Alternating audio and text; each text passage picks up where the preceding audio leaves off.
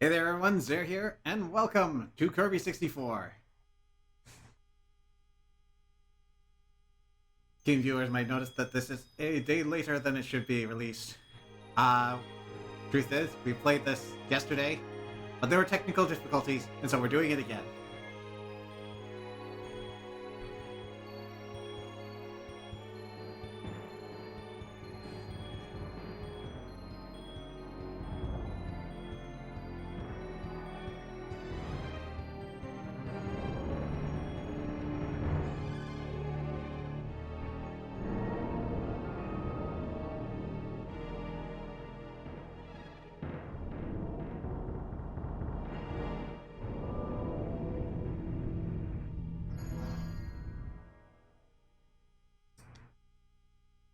Wait, did we get it again? There's something screwy going on. Yep. Okay, so there's something going on with seating, because this happened last time too. On the title screen, you'll notice that we have 5 characters spread out. They will face one of 4 directions randomly each time you boot up that screen. Which means there is a 1 in 4 to the 5th power chance of getting any particular arrangement.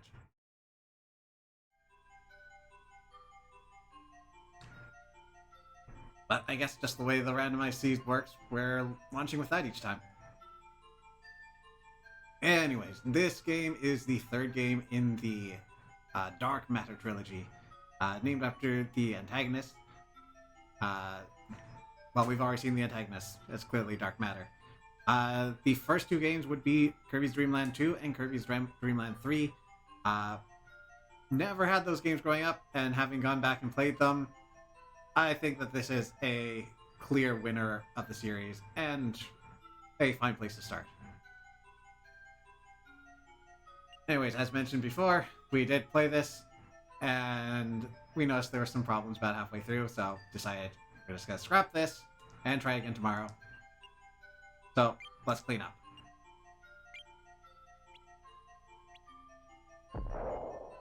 There we go. Onwards! Oh, wait. Before I do that, I want to do something different.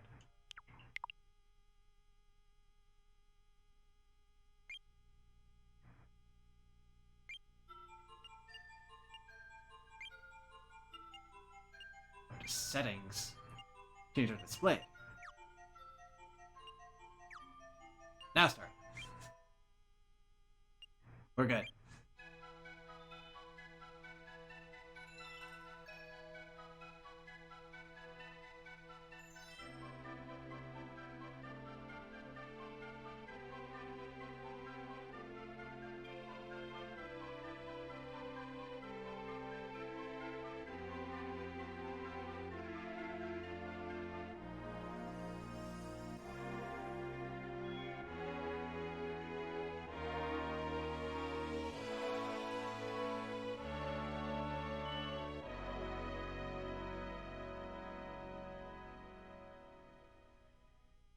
Yay! Our adorable new friend is named Ribbon. Comes from far away and came carrying a crystal which has shattered and broken all across the galaxy. Hello, Fida. Welcome to the stream. Alright. Starting off. New screen. Each level is going to come up in these adorable, lovely crayon-style drawings. The more sketchy versions are going to be levels you have not completed yet, and as we complete them, they're going to fill in more clearly. As well, we've got the diamond indicators. This is a progress tracker for all of the crystal shards that we're going to pick up. Each level will have between 1 and 3 crystal shards. Spoilers, the levels will have 3, the bosses will have 1. As you collect them, these will fill in, and they will fill in order. So if you forget the first one in the stage and you pick up the last 2, you'll see the first one empty still. It's a good tool for having you remember where you need to search in the level to find the missing pieces.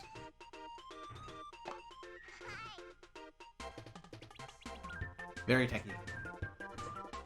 So, standard affairs for a Kirby game. Double tap to run, we can jump, we can inhale. Hold down and jump, you can slide. This is an attack that can help you deal with normal enemies, but is useless against bosses. Similarly, we can fly, and we have the breath attack, which has the same properties as the slide. Notable difference here. In this game, Kirby cannot fly forever. Eventually, he's just going to give up. Keep that in mind if you're finding yourself hovering over any big pits for a while.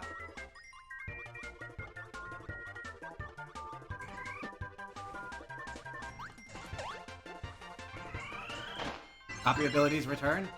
They are all rather simple. The basic abilities are going to have a simple B button press to activate, and that's all there is to them. Of course, this game isn't that simple. There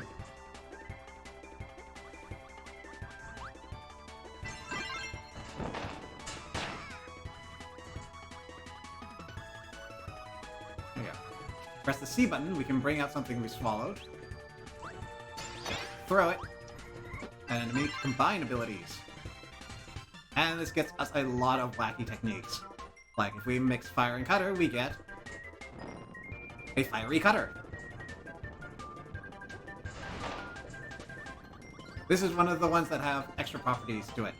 So we do have our basic sword swing with B. We can also press up to hold it above us. And if we press B while it's raised above, we throw the sword.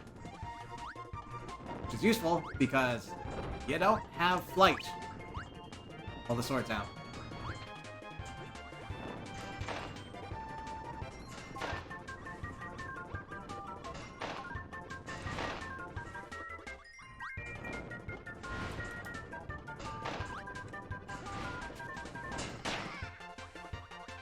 First crystal shard, very easy to get.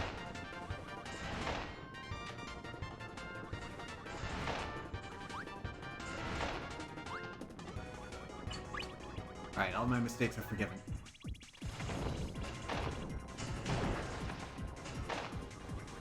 Of course, the flaming sword isn't for show. It does have an active hurt box at all times, so you don't even need to actively attack with it.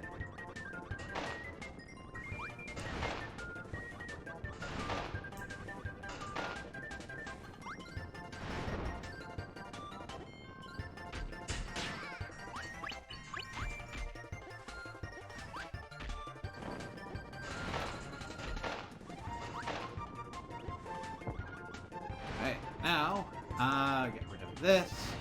Press the C button, take out our ability. We don't need that one anymore. Give us some bombs.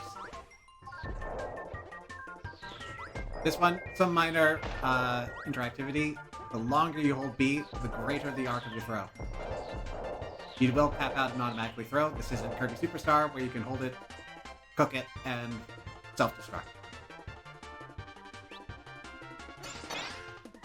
You can go ahead and combine that with fire.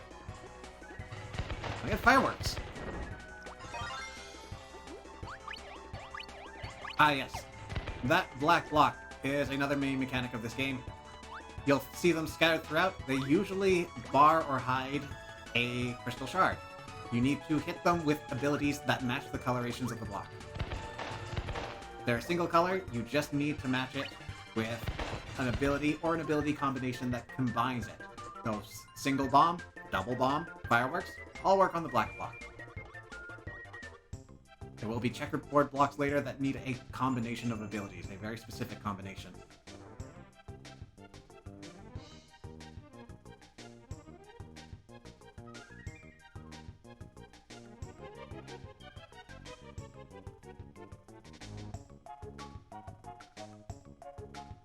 And of course, it wouldn't be a Kirby game if there weren't gratuitous body horror.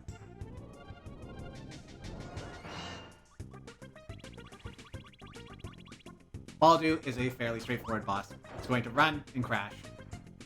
He forgot he has the beam attack.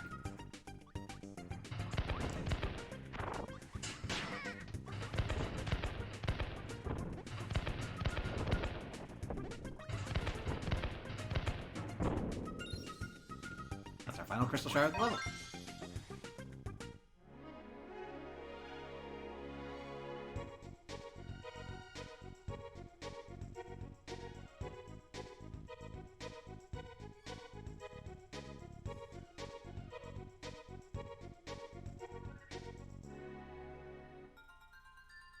Okay, next up. End of stage minigame. Kirby's going to scope out the picnic. Press A when you have him facing in the direction you want to go. And then use A to time how much power you have in the air. With Kirby's arms raised up, you'll have the weakest jump. If they're all the way behind him, you'll have the strongest jump, going the maximum distance.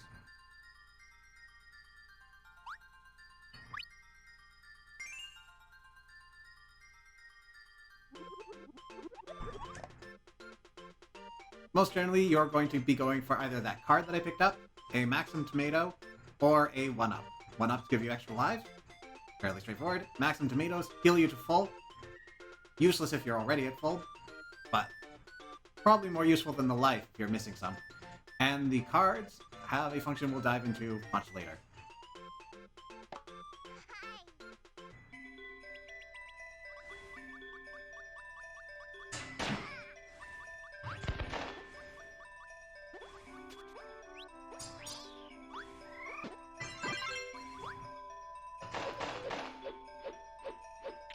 I'm going to want to get the Poppy Bros Jr. to respawn. Oh yes, body horror, as I mentioned. Cutter ability leaves you very vulnerable. You can't fly or jump. Well, you can jump. And you can't fly with it. And you're slow and defenseless while you're waiting for the half of Kirby to return to him. Exploding Ninja Stars. Really cool ability. Live out all your ninja fantasies.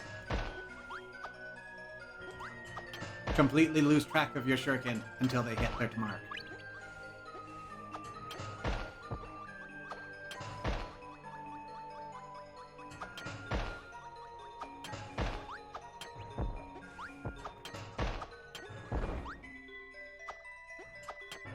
Everyone's favorite returning enemy, Gordo.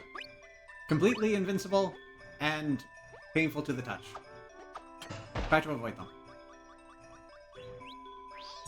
Except Spark gives you a small electric shield. You stop moving, you've got a greater radius. You're not invincible while doing this. You're fairly slow. You can't jump. You can't fly.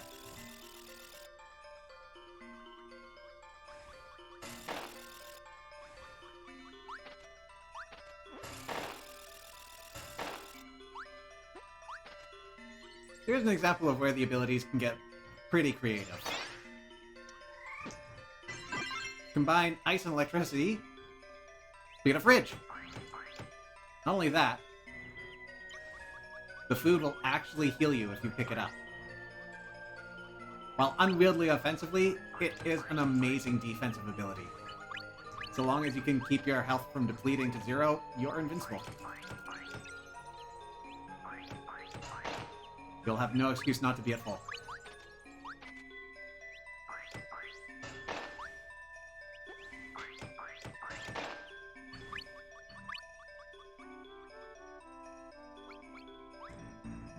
Already our friend Waddle Dee is going to prove his worth by maintaining and operating the vehicles we encounter on our journey.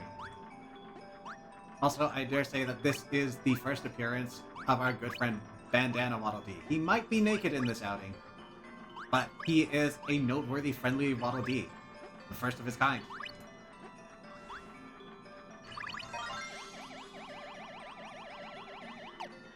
Again, keep in mind you don't have infinite flight. When you die for that, make sure you've got enough air to come back up. That said, if you were to perish, it will save your progress. You just need to touch the crystal and it's yours for the rest of your save file.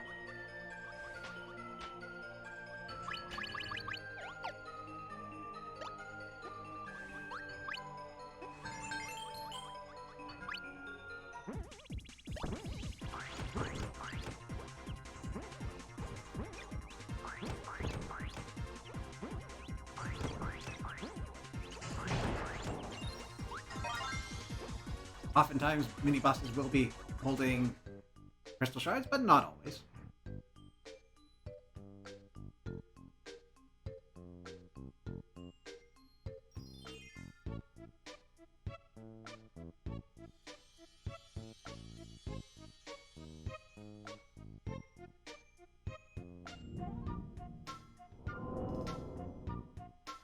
Oh no, what horrible body transfiguration has befallen Adeline? She got angry. This boss is a little more involved than Waddle Doo. Adeline will be painting monsters into existence. Destroy them all to progress. Some of the enemies we'll be seeing throughout our encounters in Kirby 64. Others are references to enemies of Kirby's past. We don't talk about this enemy, though.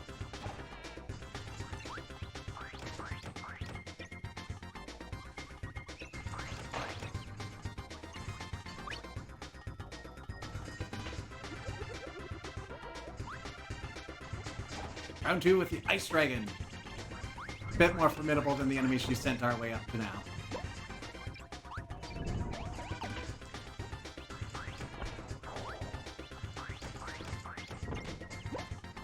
Still, not something to be too concerned about.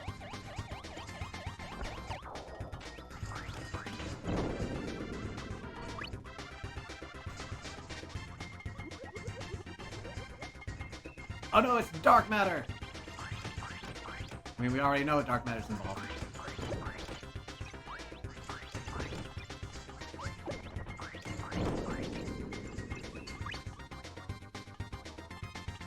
And finally, Adeline herself comes in for the offensive. Now, the great thing about Adeline is that after all that fighting you've done, she is a complete pushover. In fact, having her damage you knocks her out.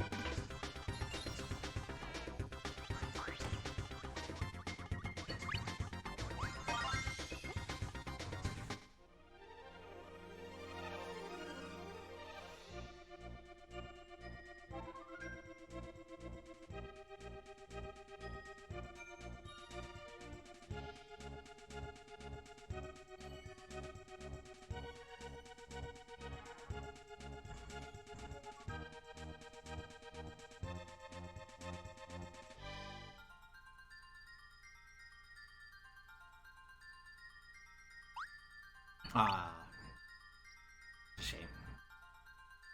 Those stars are building up the meter at the bottom. Once we get it filled up to full, we are going to get a new life.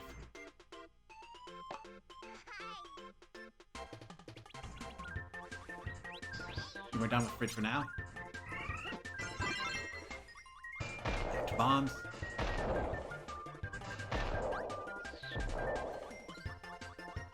Now we combine bomb with bomb to get the missiles! Hold the button down to launch up to 3 missiles. They do have homing properties. They're not very good at their job, but they're trying their best.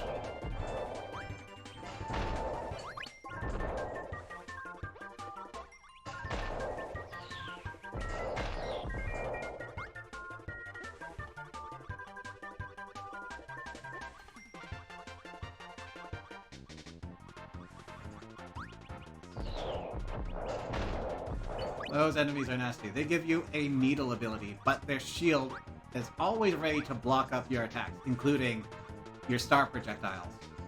They can be difficult to combine with. Unless they're the first one.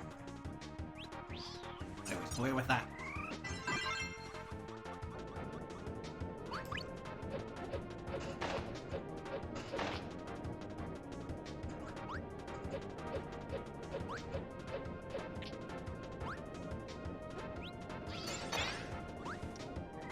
Nope, come back.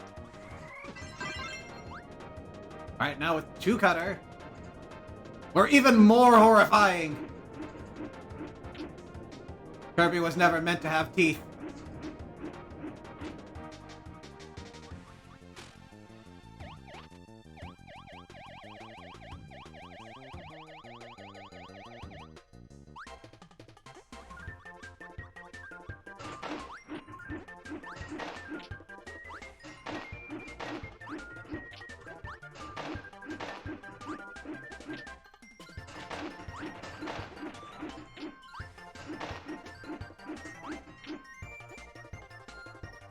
Here is another important lesson. Just because you have the ability doesn't mean you'll be able to break these blocks. You need to have an attack that actually reaches where it is. If you don't have one that's capable of attacking down, despite having cutter, you wouldn't be able to break this block. Thankfully, this large blade digs deep enough to break it open. Is that a flesh boomerang? Yes, with teeth.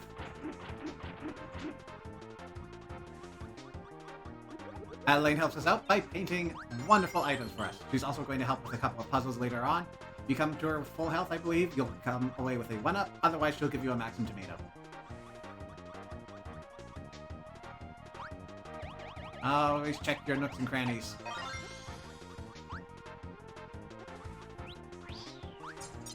Oh, but Vita, we have not begun the body horror. First of all, we have Needle, which is a fun ability. You kind of get stuck no matter what. I recommend jumping forward, as you'll get forward motion while you're attacking. Otherwise, you're just kind of stuck. Combine it with Cutter, and we become this. You can't move or jump like this. You have to sit there and be a trap until you release the B button.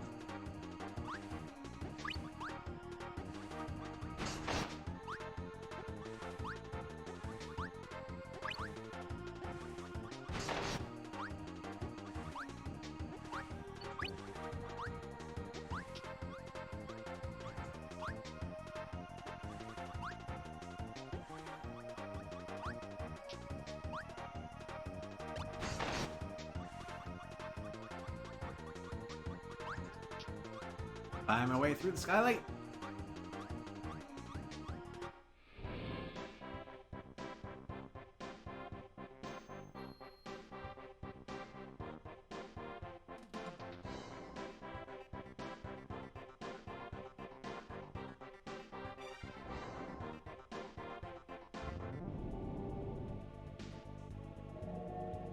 No, no, not again!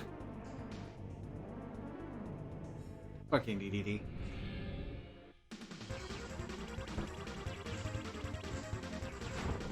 King DDD is significantly easier than most of his outings. Being the third boss instead of the last one. But he does have a second form.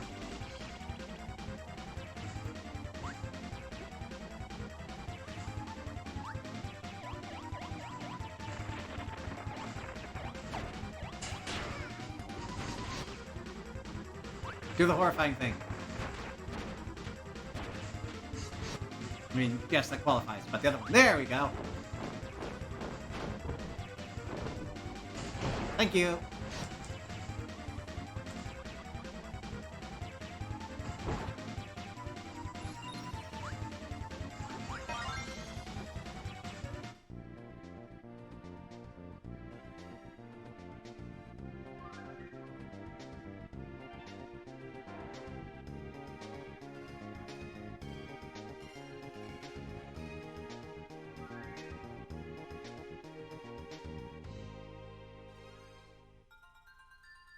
I believe this marks the first time that King Dedede actually becomes an active helper in Kirby's quest.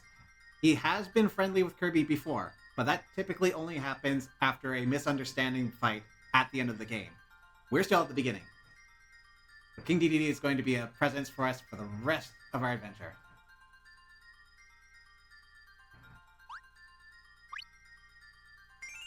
I see Sakurai, who is the creator and designer for Kirby, who is not the designer for this particular game, but he's credited as DDD's voice actor, and that is true. But he's credited as DDD's voice actor in this game, and I can't recall a single point where King Dedede utters any lines or sounds. Anyways, first world boss, of course, is Wispy Woods. Who else would it be? Unfortunately, as we are 2.5D creatures, we cannot attack Wispy in the center of this ring. We have to murder his children first.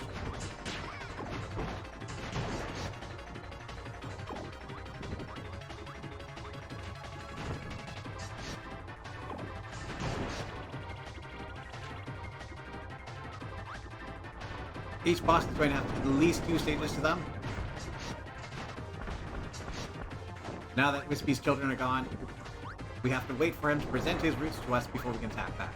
If you do not have an ability, take care to eat these apples, avoid the gusts of wind.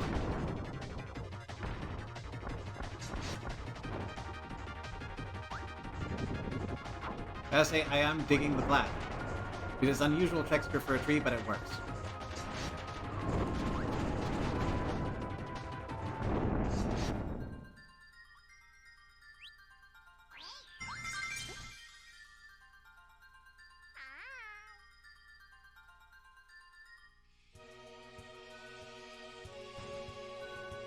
For some reason, we've completely foregone Warp Star technology, but it's a good thing we have a substitute.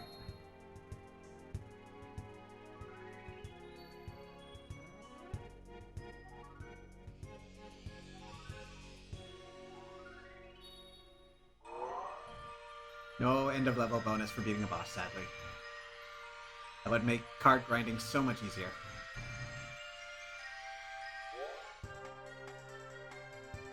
Alright, on to the giant broken cookie planet, Rockstar. There's a lot of desert.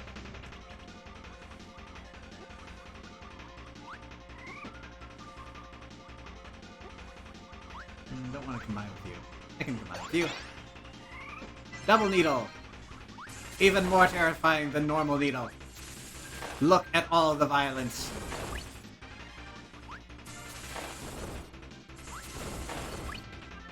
What have we got? We've got a bee stinger, a plastic fork, a cactus, a nail, a compass, a sharpened pencil, a syringe. Wow.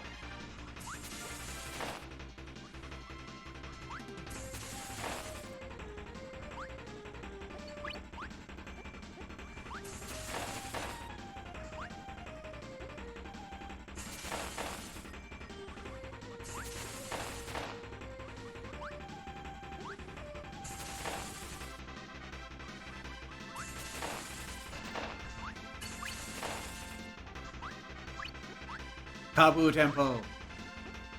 Just realized there are no Kabus in this game other than this illusion.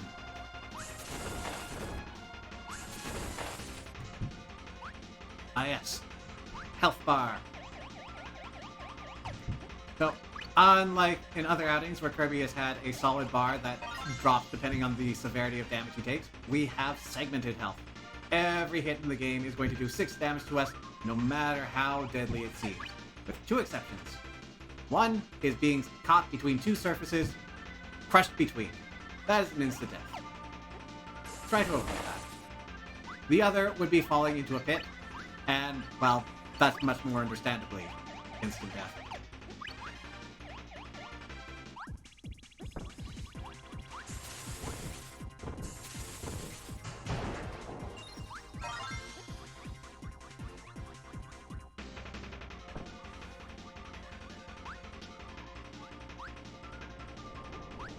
Beware the sand room!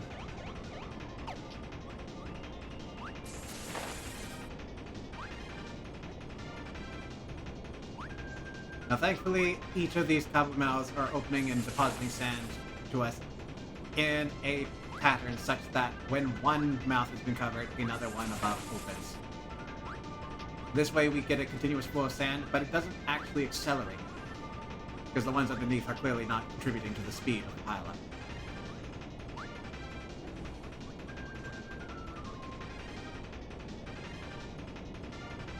That said, the sand does stop a little short of what would be logical for it.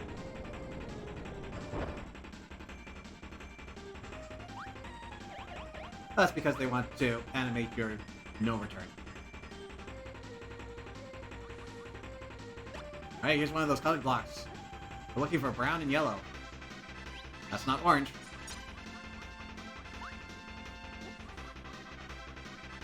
Sometimes you'll be lucky and the level will provide you the elements that you need. Other times you're just going to have to learn and drop in with the right ability from another level.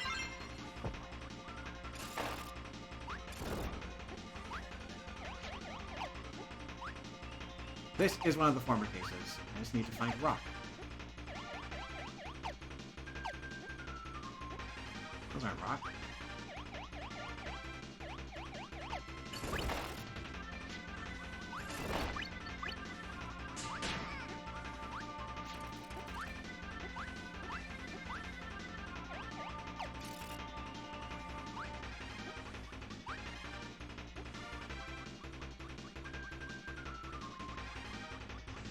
Oh no, I have to bring rock from the end. Or from the earlier part of the rock level. That's why. Unfortunately, you do have to come back to levels with knowledge that you gain by playing them, sometimes.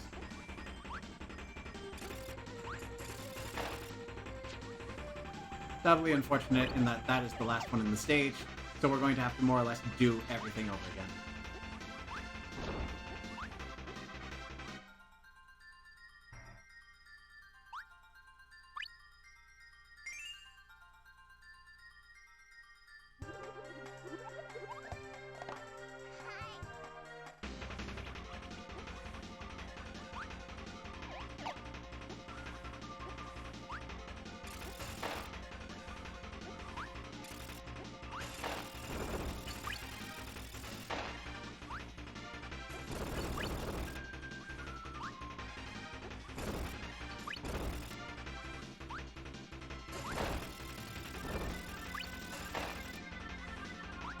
There's rock. So of course, logically, if you combine electricity with a boulder, you get this.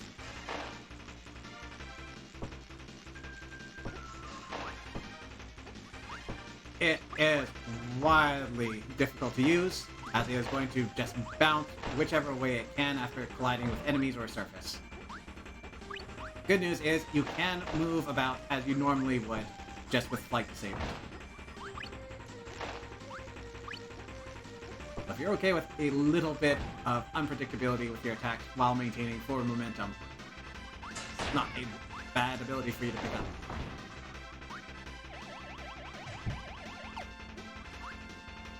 Whenever you come to a stage after you've collected a crystal shard, it will be replaced with a blue star, which is worth a few number of points. But it's probably not worth coming back to grind on.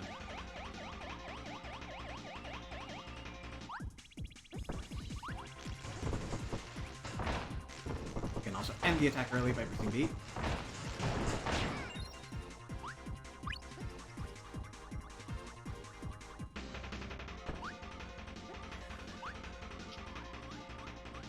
Fortunately, cannot get through this any faster.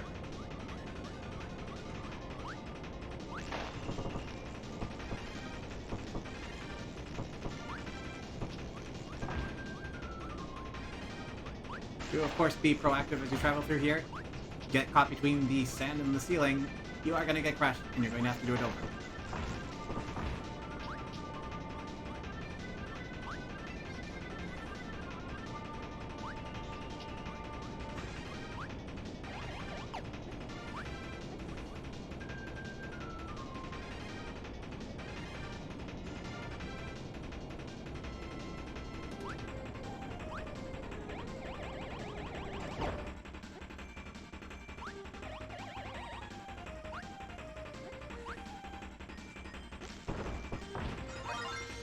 There we go.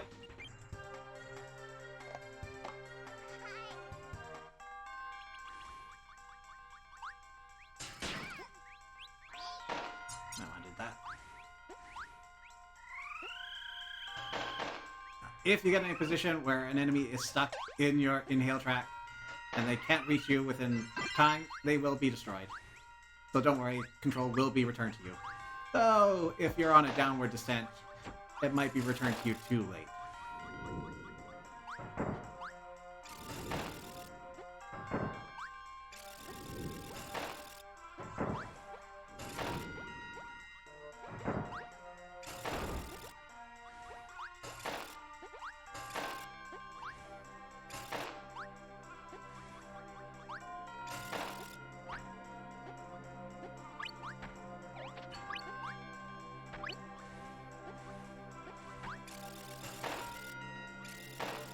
Here's another one of those wacky abilities.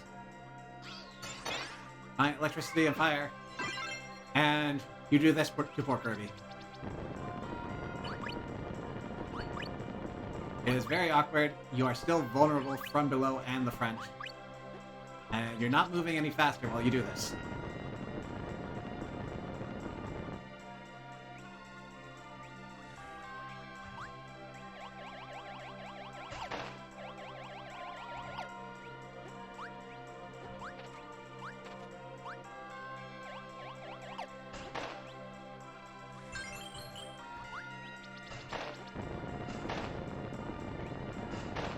I could have sworn you were vulnerable from below. I remember just running into enemies and getting hit with that. Maybe it's a little better than I gave it credit for. So be aware in this room. These enemies can attack you through the walls, and they'll try to.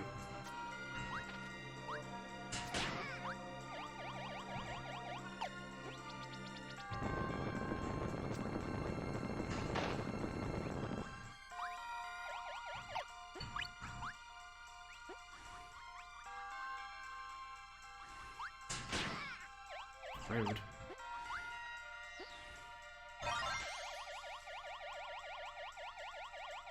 Hopefully we can fix that.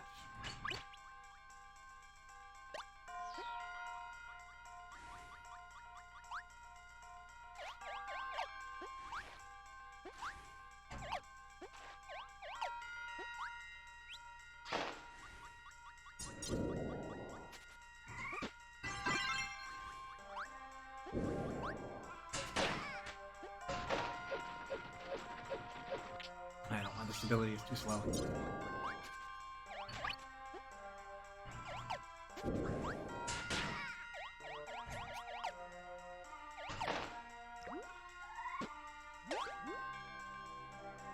Here's an interesting quirk of this game. If you inhale an enemy and you don't swallow them, but instead put them on top of your head, a lot of them will have interesting properties that you can make use of. Of course, while you're like this, your flight is disabled, so be careful.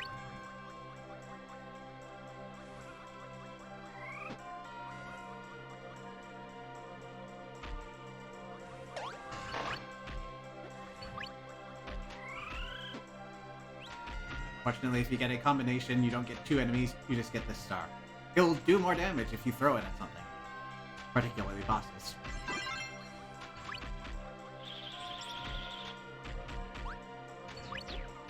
Alright, we have the most useless combination in the game.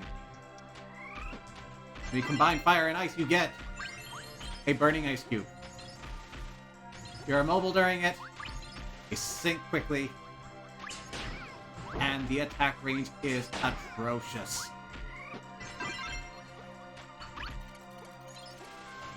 Not to mention the timing awkward. I'm gonna get rid of this before I get myself killed.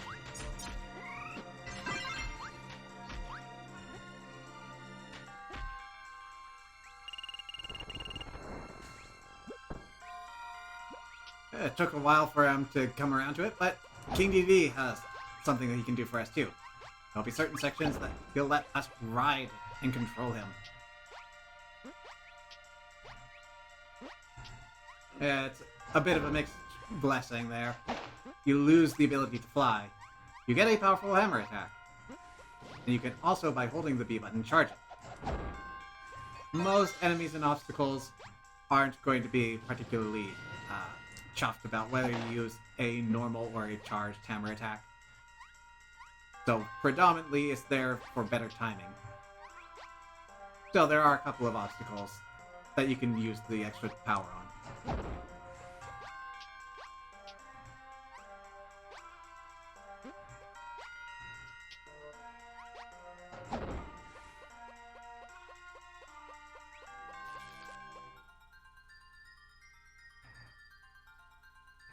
Oh no.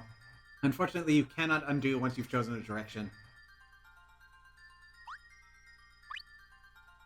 So just make the best with what we have.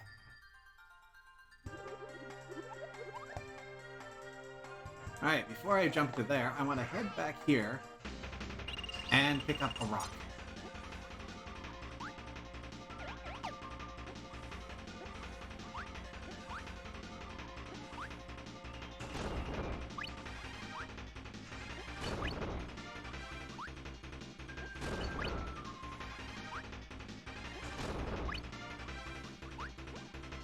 There we go.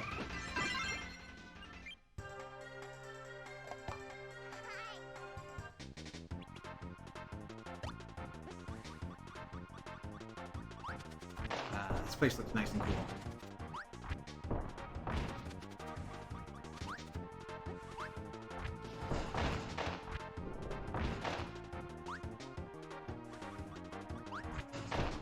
Rock Kirby, unlike most Rock Kirby outings, we get the ability to move still.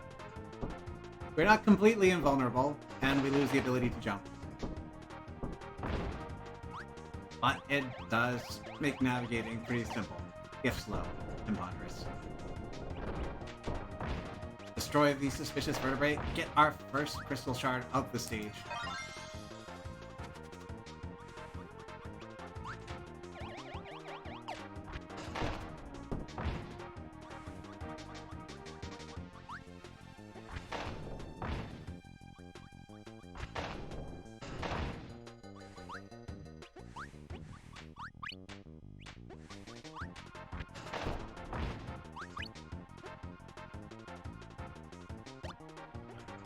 Alright, here's the decision point.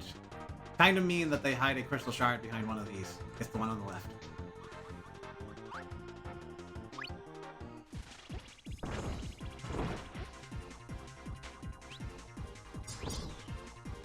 Here's one of the more fun enemies to have above your head.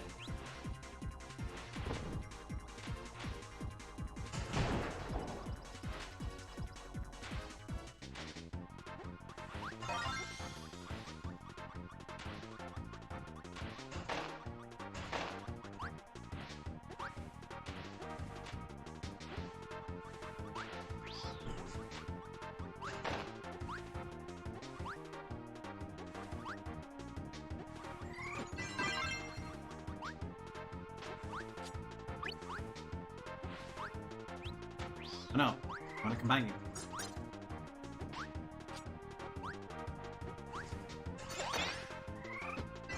Ice and Cutter!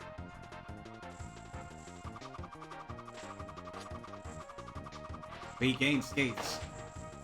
These don't particularly help you move any faster or navigate any obstacles, but you get a fun pirouette.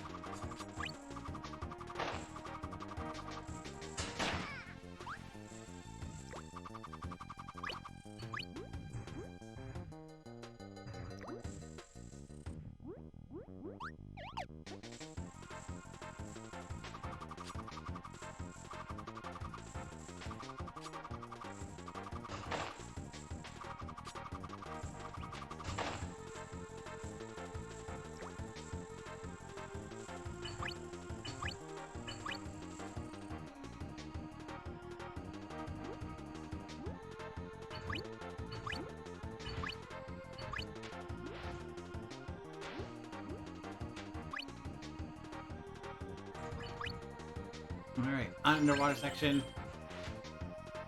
Be very mindful of the abilities you have while you're in water, especially if there is a chasm beneath you. Because a lot of the Cutter family is just going to help you sink while limiting your maneuverability. Maneuverability, that's the word. Which is why they give you so many Cutter enemies in this section, right?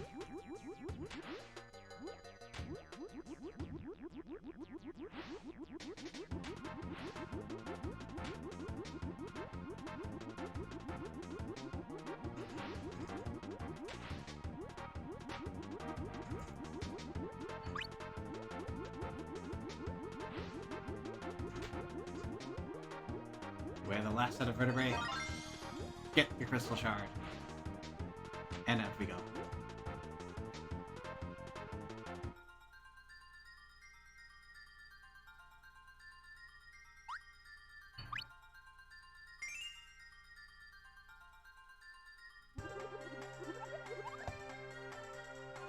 Okay, I don't remember if I get the thing I need early here.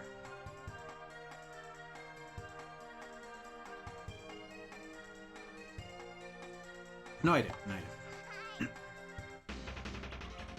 This early. Also, say hi to KK in the back there. clearly a nod to Kiki, and an enemy from Kirby's Dream Land 3. She's not going to be antagonizing us in this game, but we will get to see her now and then in the background.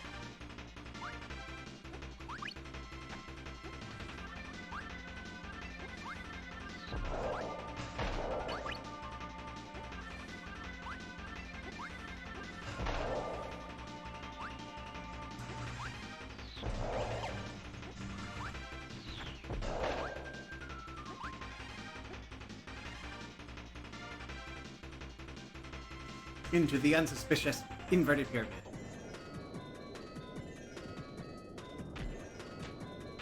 Bit of a change from the desert.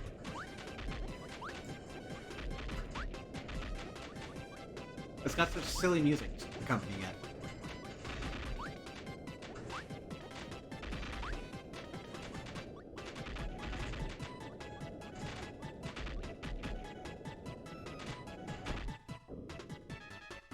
Alright, moving objects. Perfect opportunity for Kirby to get crushed. Keep an eye out.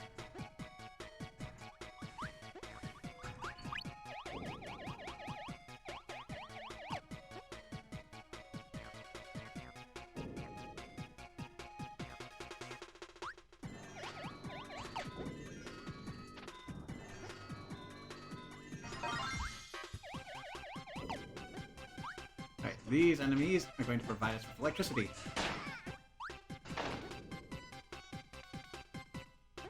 I'm gonna have to redo this anyways now.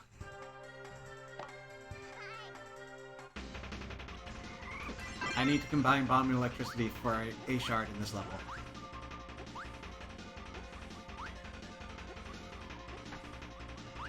It's a fun idea for an ability. I'm not sure it entirely makes sense given the elements being combined, but...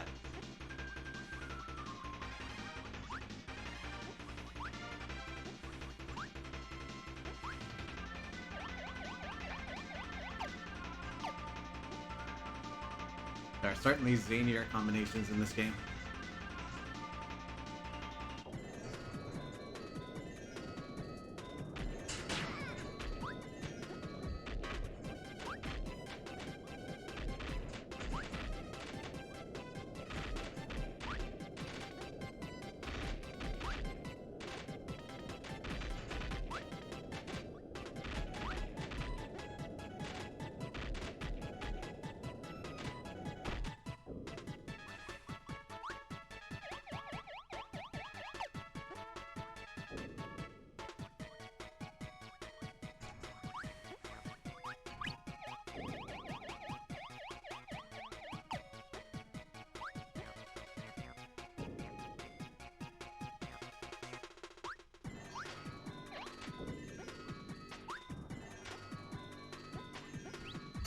There we go.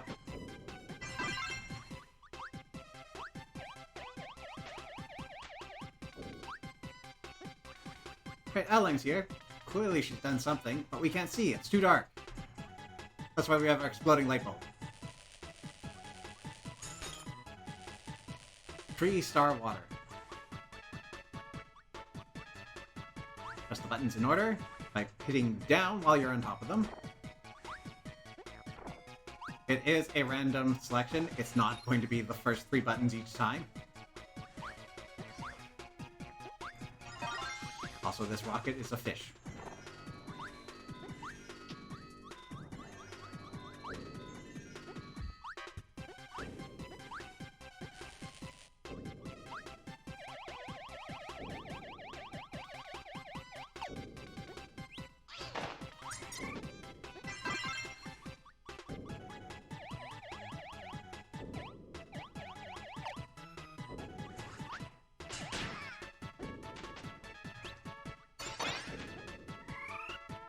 Ooh, that's close. Double electricity. Much more range and a slower time for it to shrink down as you move.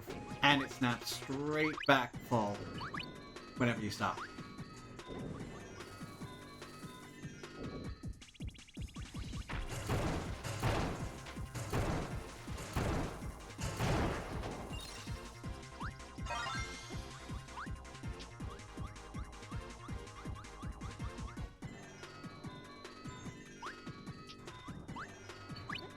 These poles periodically spawn these spark enemies as you climb up them. Simply switch tracks and you don't have to deal with them.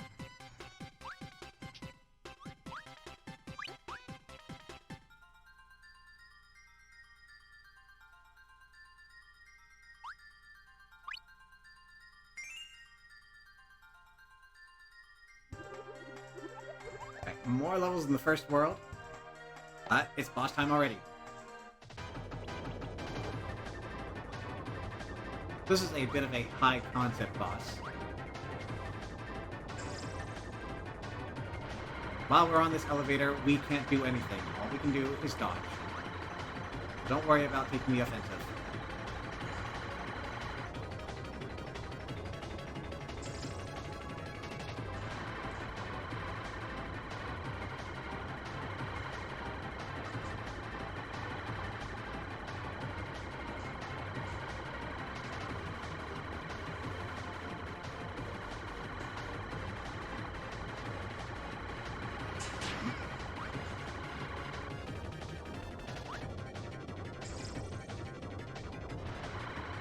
Notably, once we reach the next stage, these colored sections are going to be the spawners of the methods of which an unability Kirby can attack.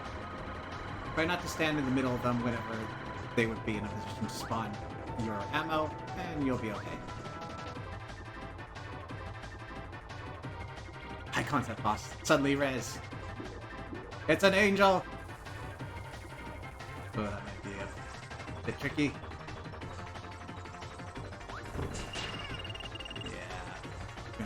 Through without being hit.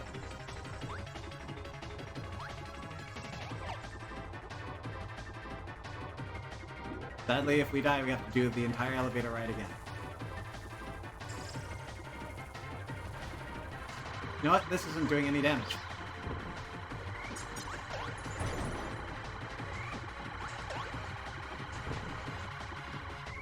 Try to focus down a color at a time, because while they are broken, they can't hurt you. Where's the lip eye?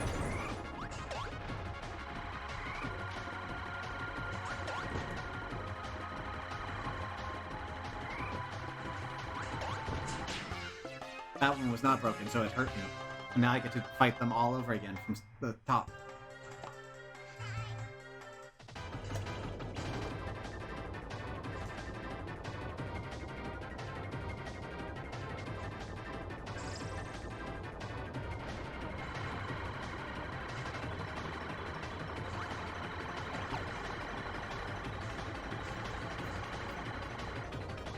Fix is fast. What am I trying to say? Faster than you, so you cannot outrun them.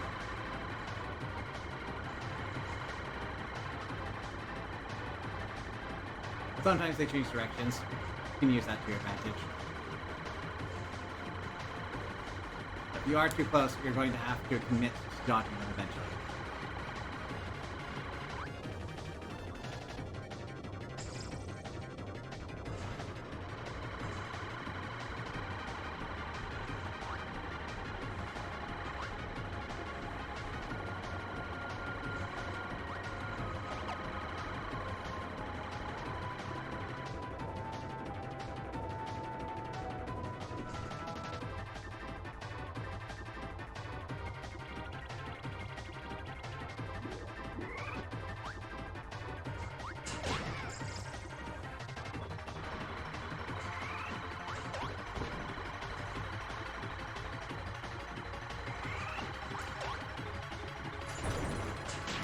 Silly.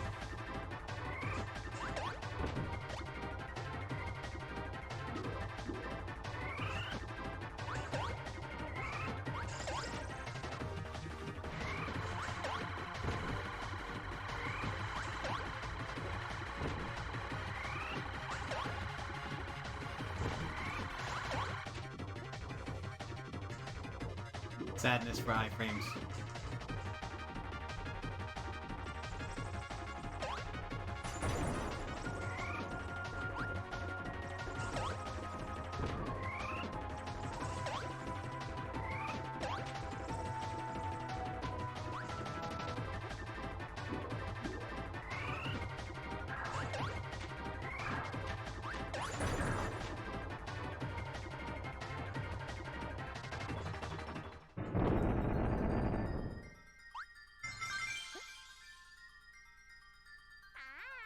Now we have to leave the Cookie Planet.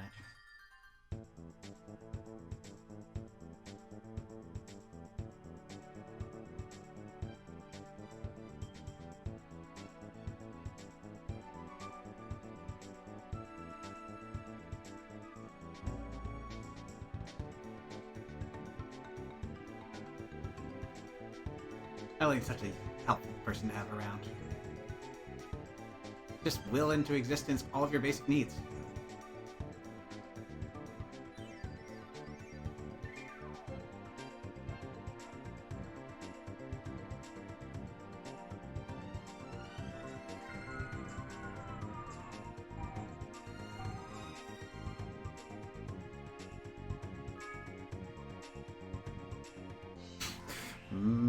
Delicious turpentine.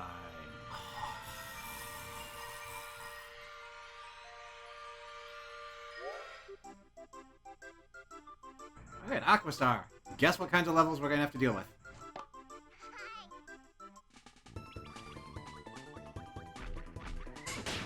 Alright, volcano monster with burning attacks. Clearly give us rock.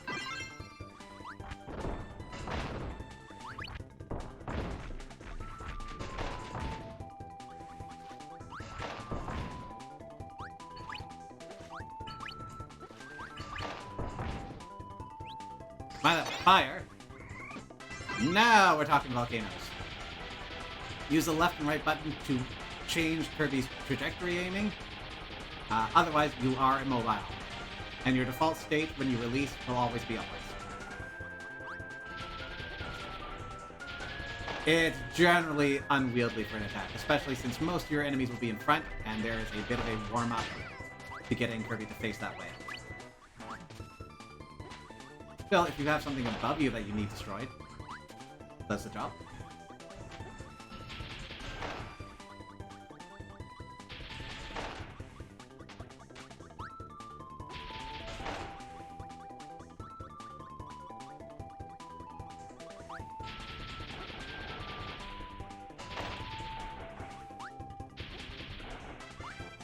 This green thing is your friend. Hug it.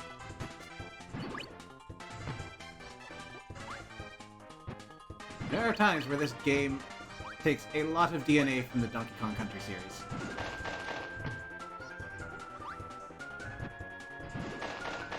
We saw that crystal shard.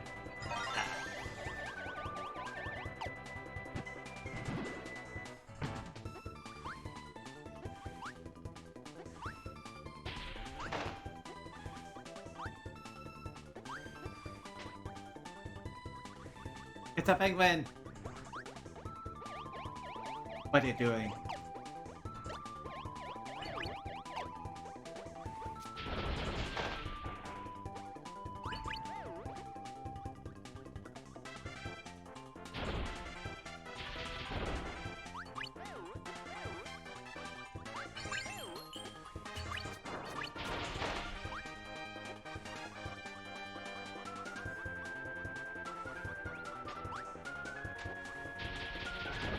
These waterfalls have a very significant force behind them.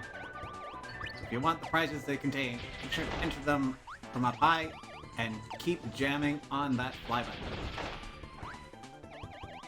You're not going to get any elevation while you're in them.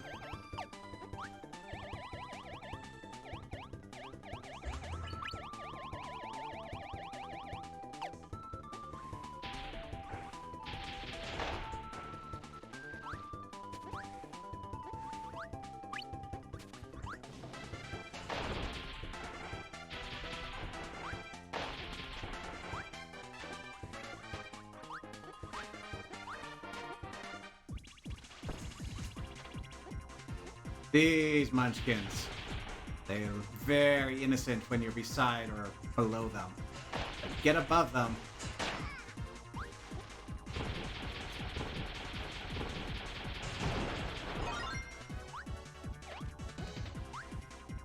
Coincidentally, they do provide you with Needle. Because I've lost 1 health, I don't get a life, I get full heal.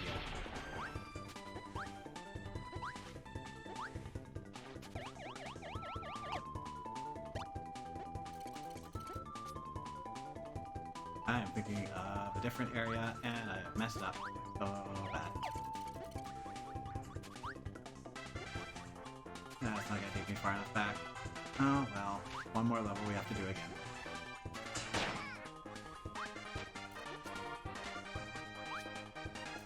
We're not gonna be able to get that crystal shard with the ability we have. We'll come back for it.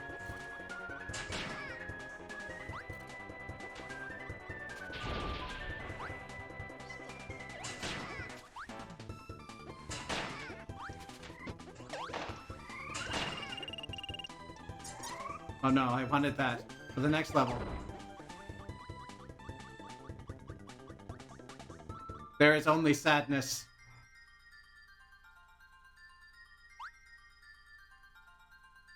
Yes, Kirby's got the spirit of things.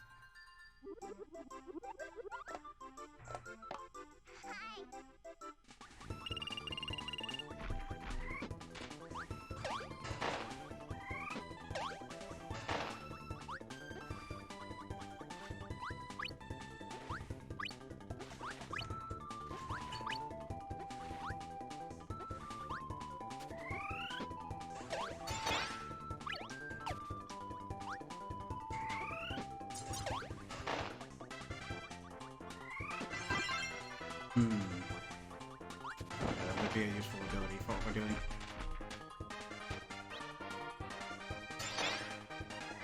Combine fire and fire and become the mighty Phoenix! You have no control over your momentum, and once you fall out of it, you are very vulnerable. So if you don't have your levels memorized, you're going to find yourself compromised very quickly.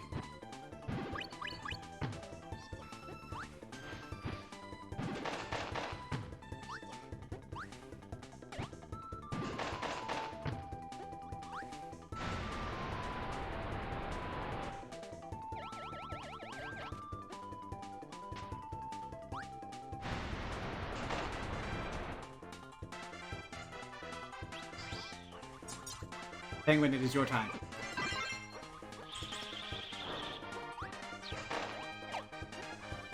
Life's fairly straightforward. You move slower as you're doing it, but you're going to freeze anything on the same level as you, and you'll turn them into ice blocks, which are projectiles.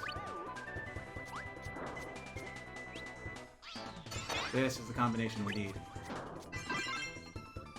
What do you get when you combine ice with a bomb? Well, you turn the bomb into a hat, you see, and you become a snowman.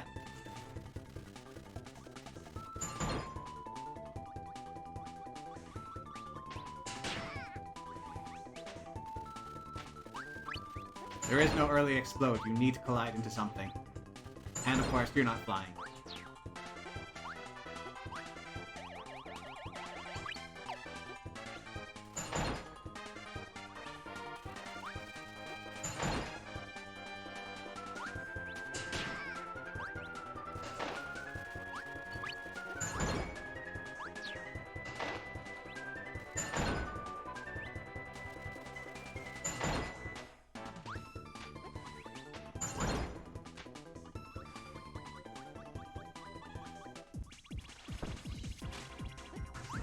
Do.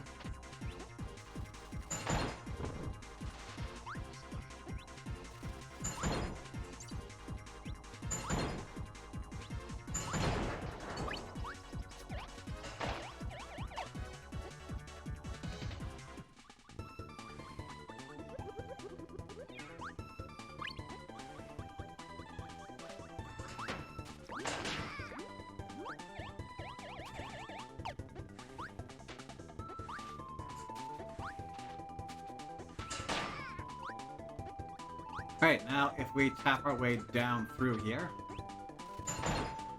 up for these jerks,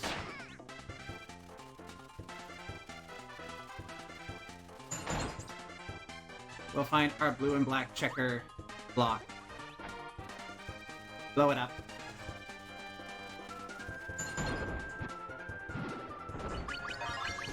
And there's our crystal shard.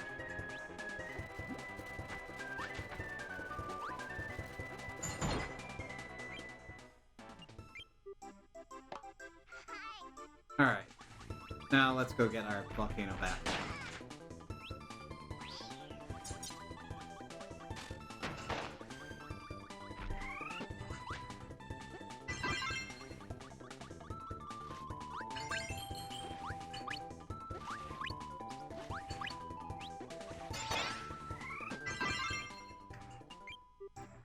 do we need for this level?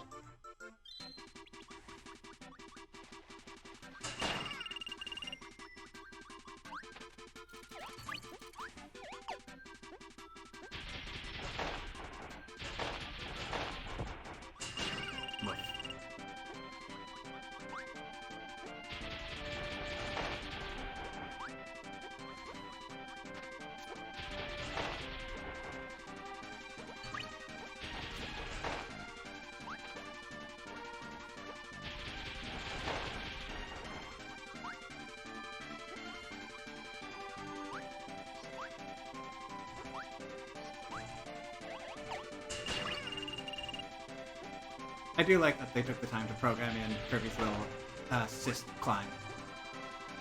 You just narrowly miss the ledge, but they help you out anyways.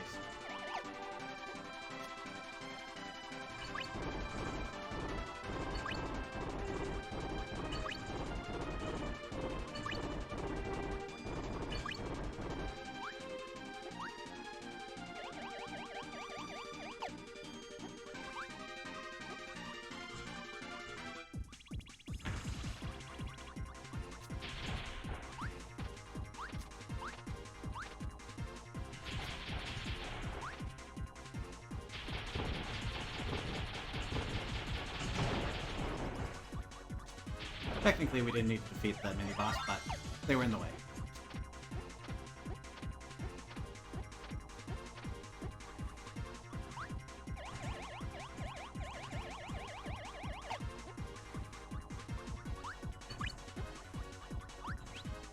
Rid of that.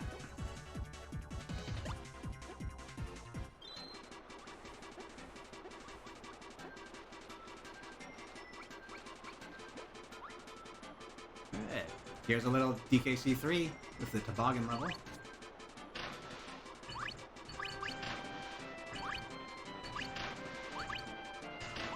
A very helpful, though sometimes washed out, indicator of when you need to be jumping.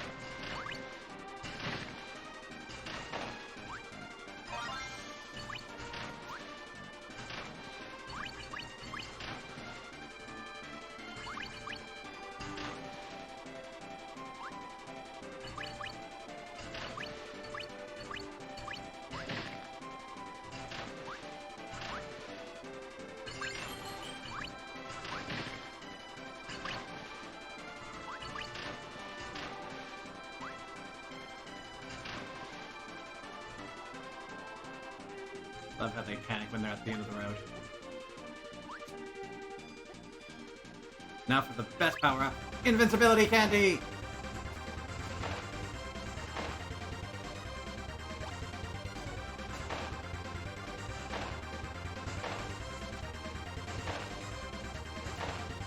Slow down around here, though, so you get that crystal shard.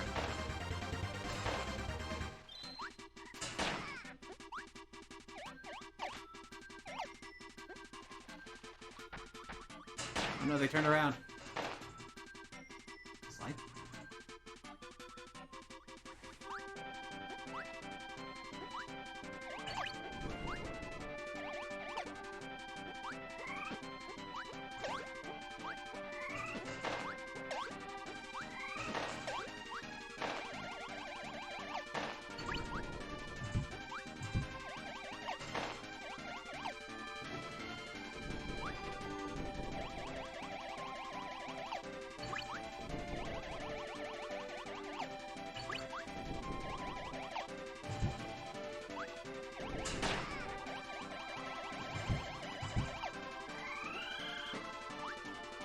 I love the faces these dinos make when you are inhaling them. Just look at how sad they are.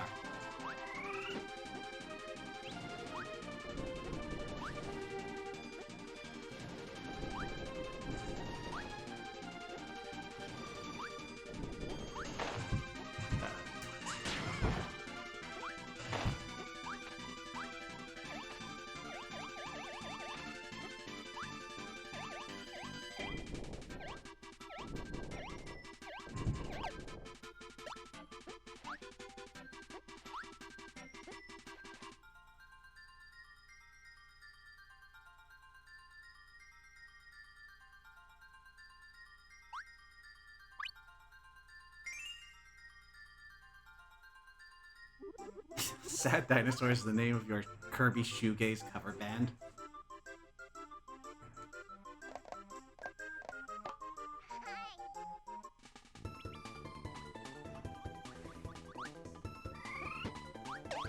Alright, well, when you have a beach episode, naturally, the first thing that comes to mind is Ninja, right? Party friend!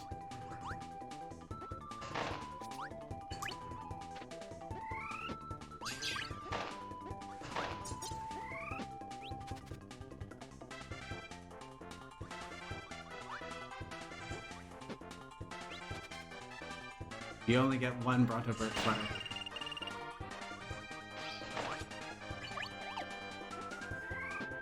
You need to re-inhale them if you wanted another.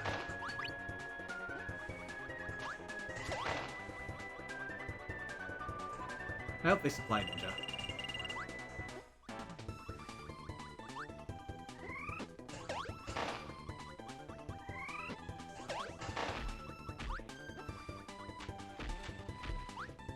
So incidentally, there are 7 basic abilities.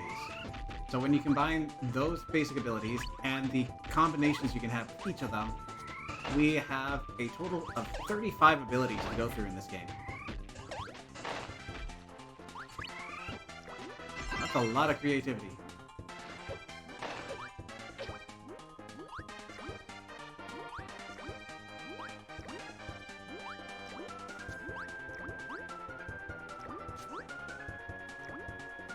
There's our bomb. Unfortunately, bomb fish are a little skittish, and if you get too close, they're going to explode on their own. Obviously, that does not help you in getting combined abilities.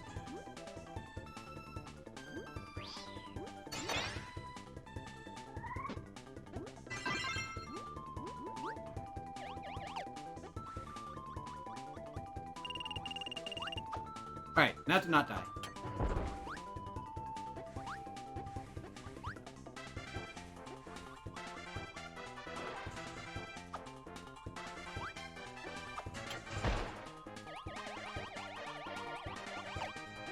Get down here. And there we go, black and green.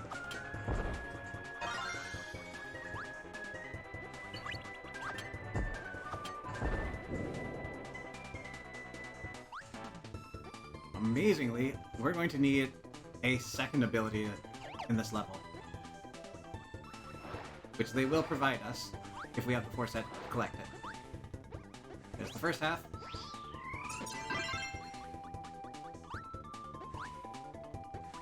Hey, DDD is going to help us in other ways.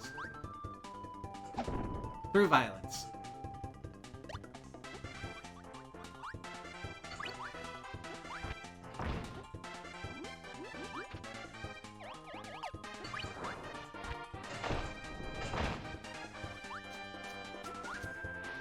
Here's the other half of the ability.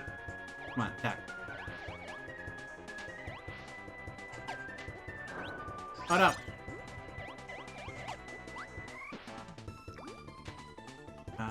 Was rock here? Was on the previous screen.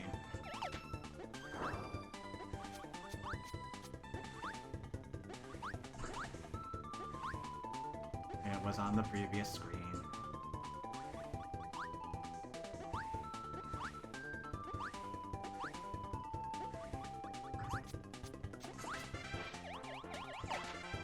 Well, let's see if we can find another rock. I'm somewhat doubtful. We'll see.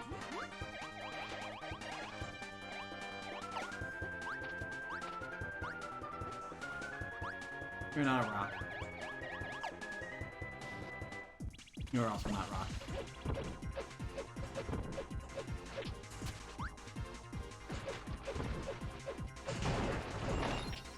Be careful if you have an ability that makes you very close to the boss you're destroying. You can very easily fall down that pit without collecting the crystal shard. And that is what we're going to need the rock cutter for.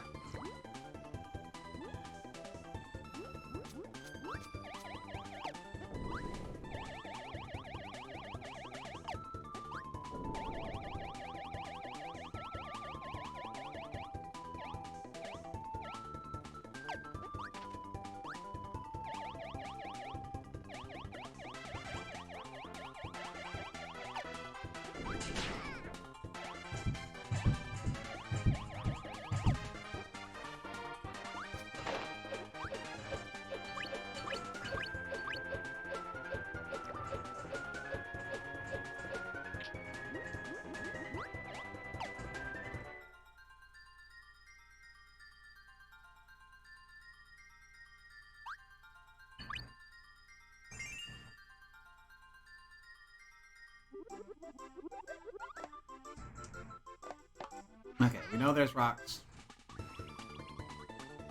in this level.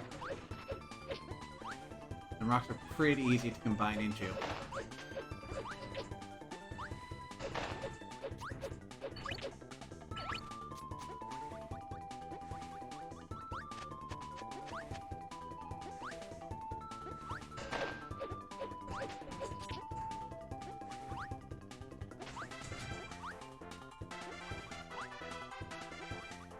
I do have to admire the handiwork of whoever made that sand elephant.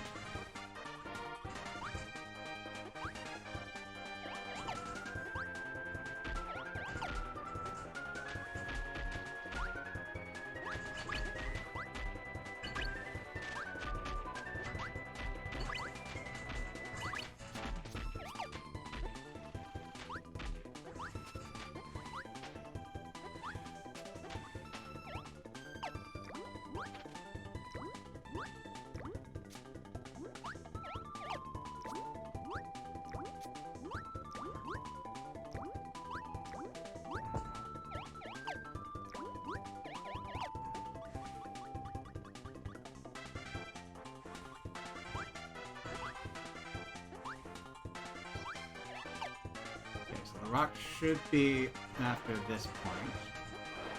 That's where we need the ninja star for.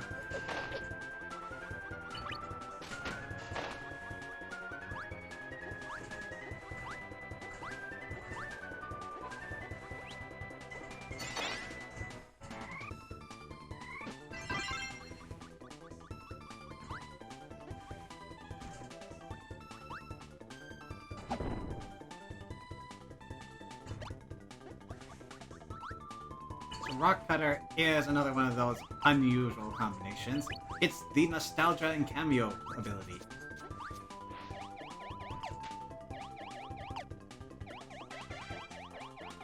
Whenever we use it, we're going to turn into one of Kirby's animal buddies from the previous Dreamland games.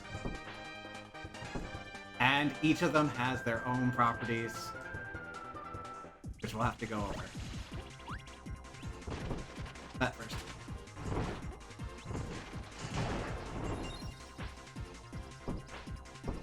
And we go. So this is the most esoteric crystal shard to get in the game. First of all, we need the stone cutter to get through that wall, which is a hint of what we need to do next. But what stone cutter properties you get is random each time you use the ability. You could get Kine, who is absolutely useless, even in water, despite being a fish.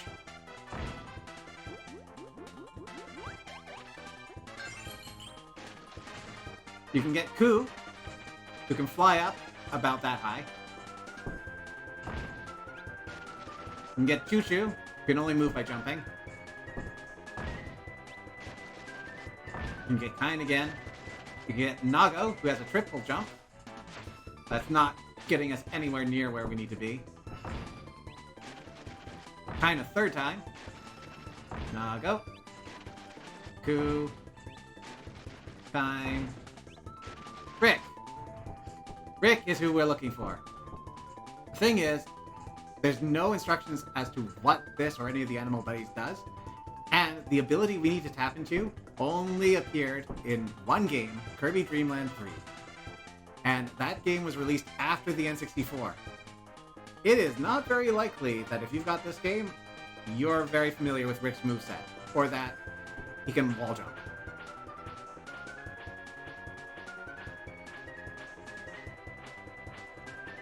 Hello, Hartano. Welcome to the stream. Unfortunately, I do not speak Spanish.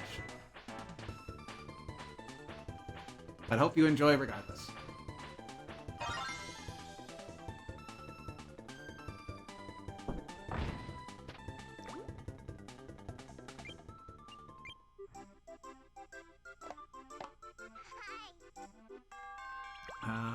Is this... No, it's not the one I'm thinking of. I can get rid of this anyways.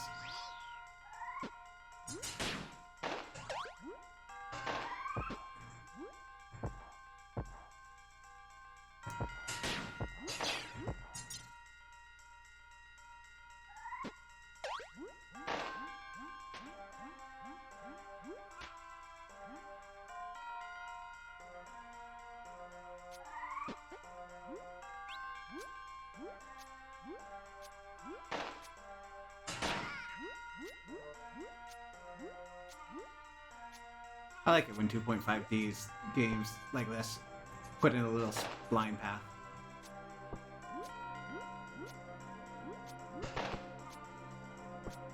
Just those little touches.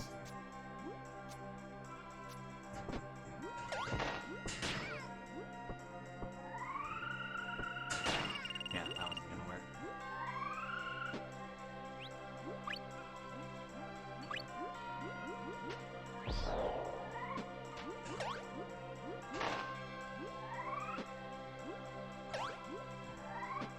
See, angel buddies.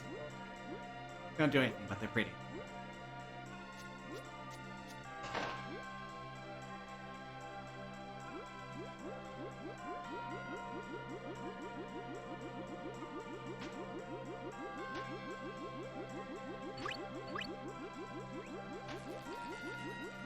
Oh no.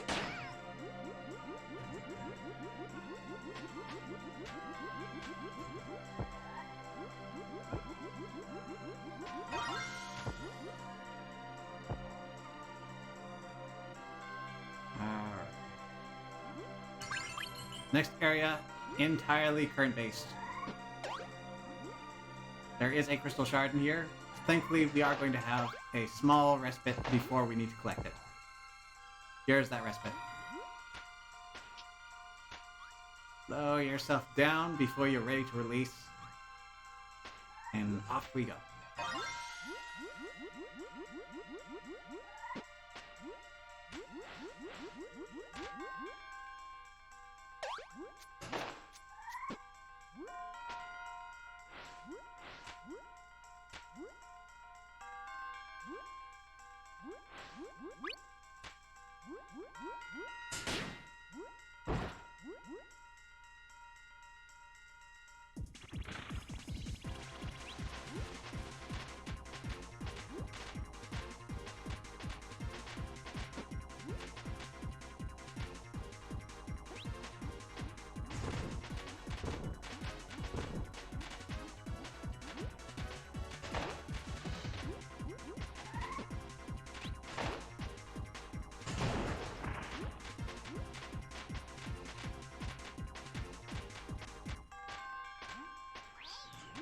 Alright, last little current area.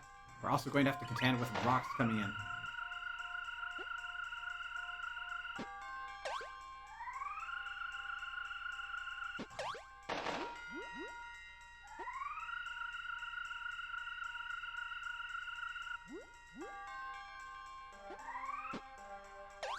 And last crystal shard right in the divot.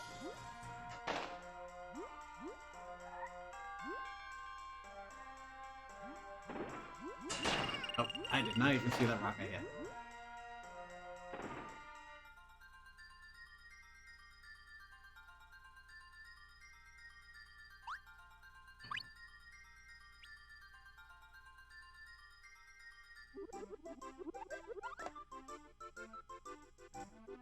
Get all of them, yes.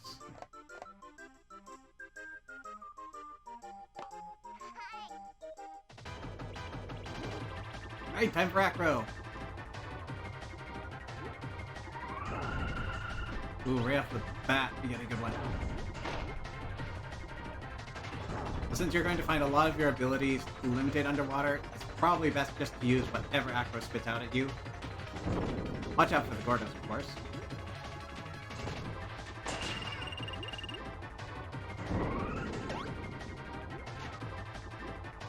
Strangely, the rocks do not grant through the rock ability.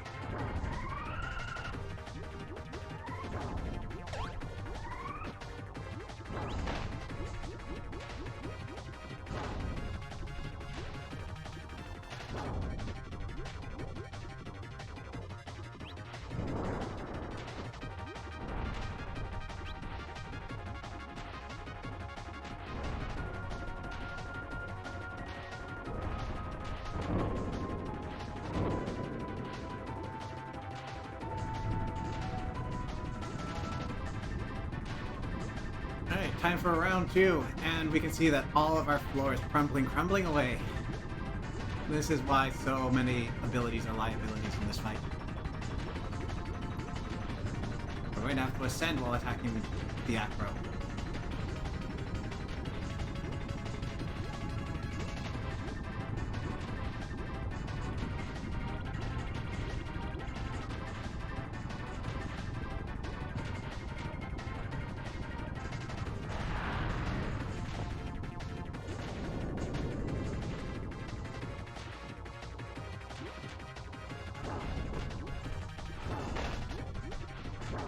make matters worse, Macro is going to hover about the bottom of the screen, making him a lot harder to hit. And also making you risk death as the screen slowly crawls up towards you.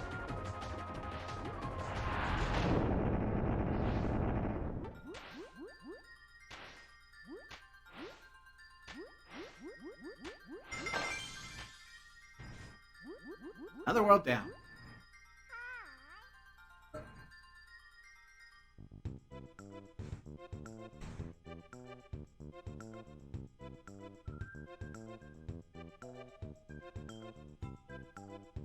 Yeah, take that, Ocean!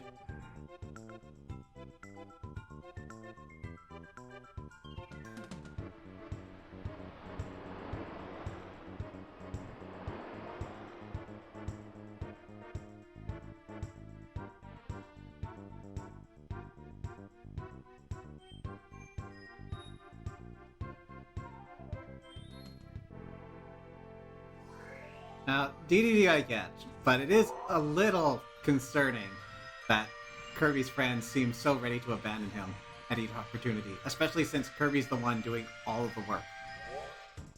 Well, most of the work.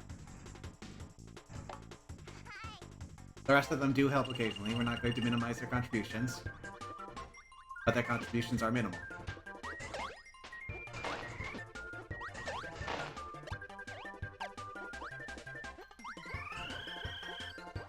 Here, we're going to have to be careful, because we have traps. And traps are filled with spikes. Mercifully, this is not a Mega Man game, so the spikes are not lethal. They just hurt. But when you're at 1 HP, what's the difference?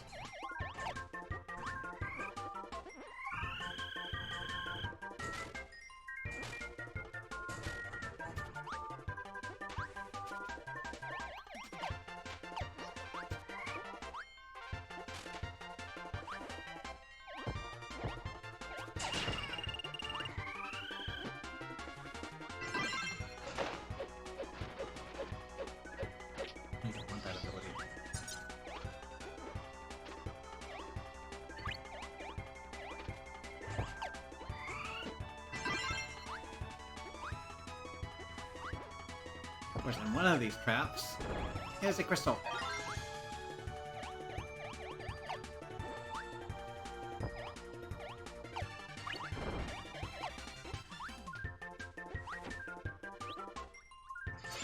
Combine stone and stone for more stone! Due to Kirby being bigger, you do have a faster walk rate.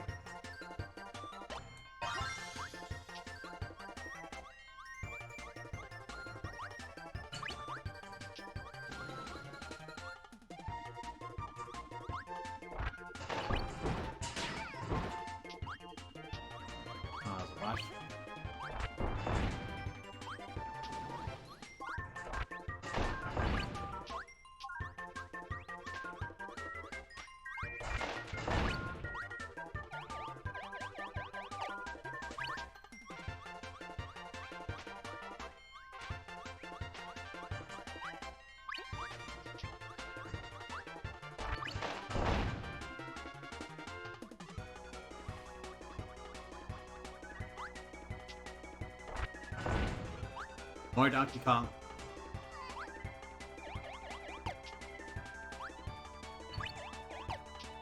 Kirby is the new King of Swing.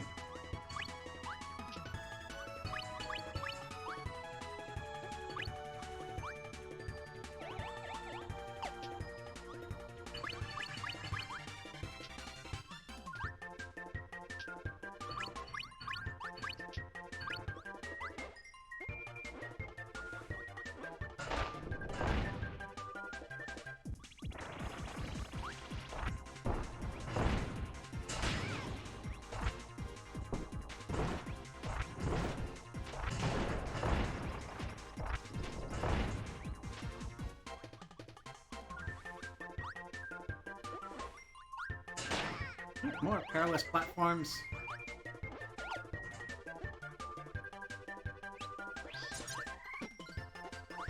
Help me!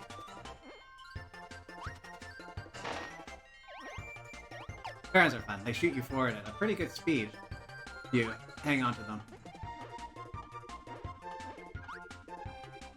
There's the Crystal Shard, camouflage with all the Terrans.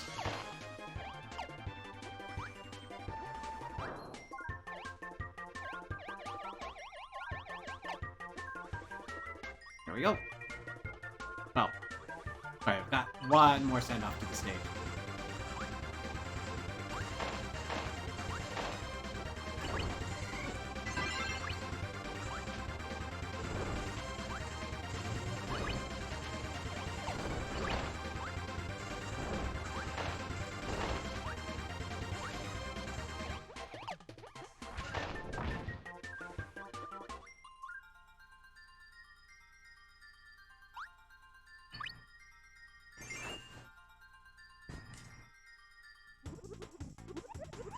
Okay, before I head in there, I need to combine this rock with something.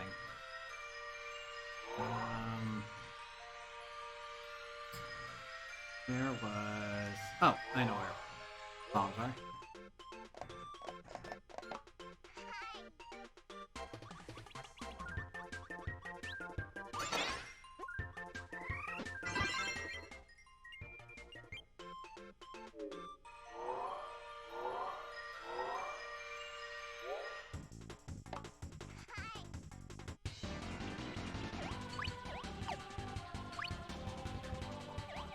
Right at the start.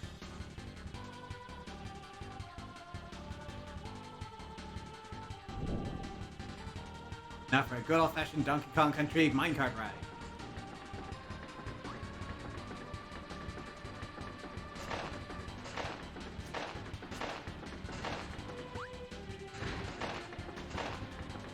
There is going to be a crystal shard here. Thankfully, the warning system is going to alert you to it.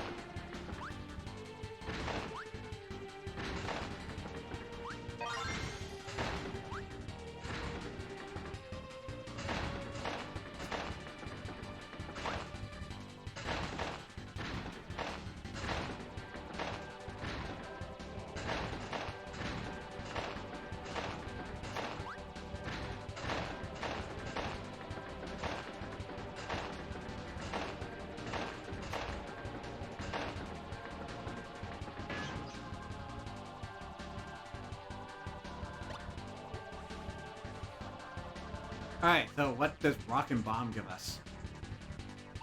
It's dynamite! This takes a long time to go off if it doesn't collide with something. Press down to bring up your hard hat. The blast radius is huge. And it's got friendly fire.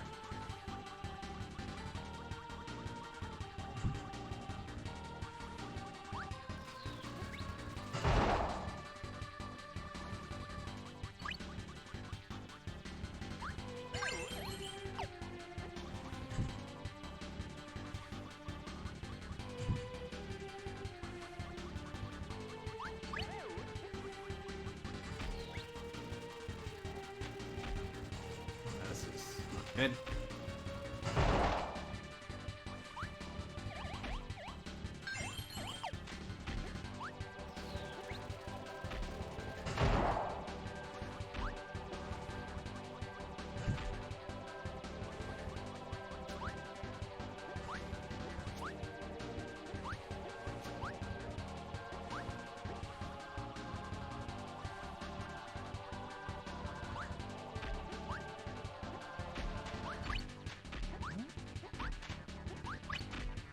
Okay, it's the gooey legs.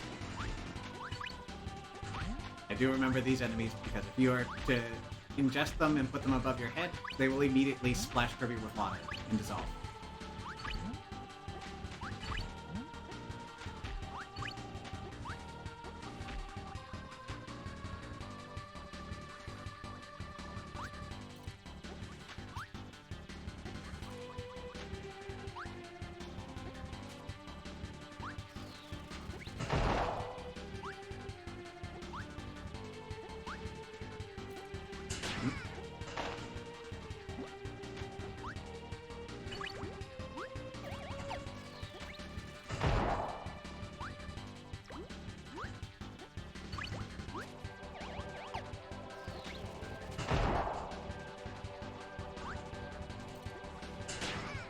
if only the heart had protected you from other things.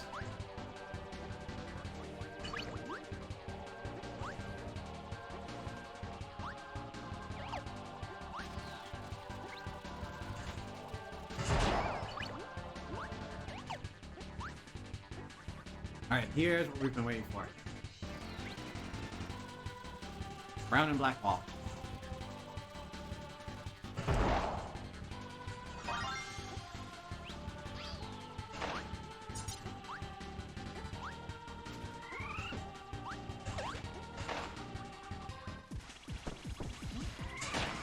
So many of them.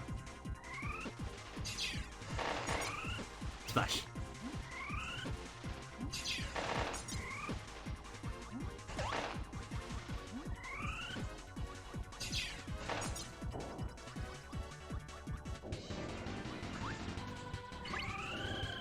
Ah yes, thank you for giving me a maximum tomato, full health, in a room of crushing plates, which are insta-death.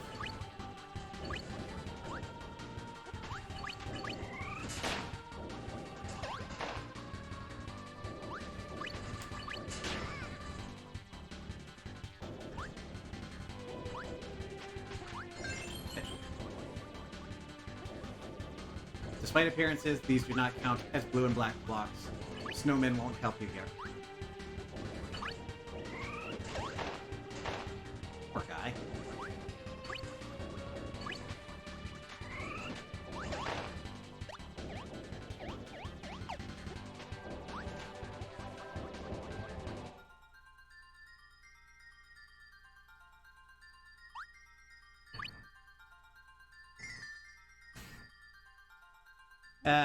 That's the problem with the cards.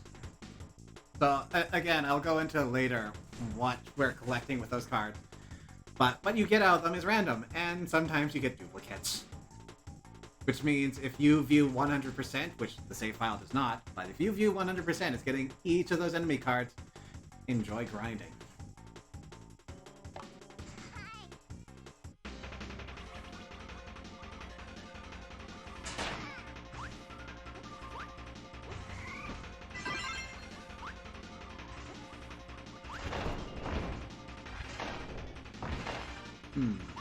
So we haven't seen rock and ice yet.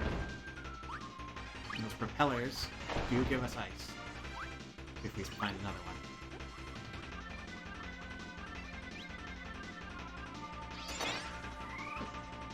Obviously, rock and ice gives us curling!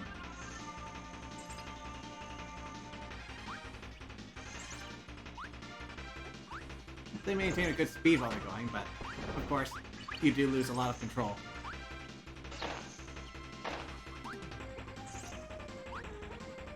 Ah, last. We need needles. I know we saw needles.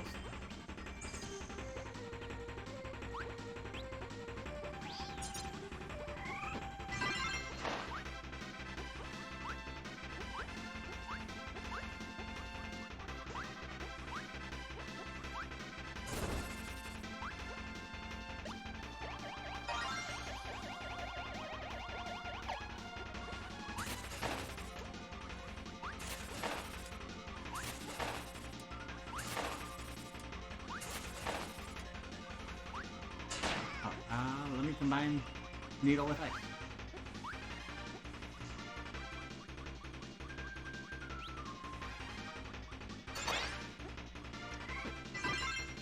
Snowflake! Very pretty.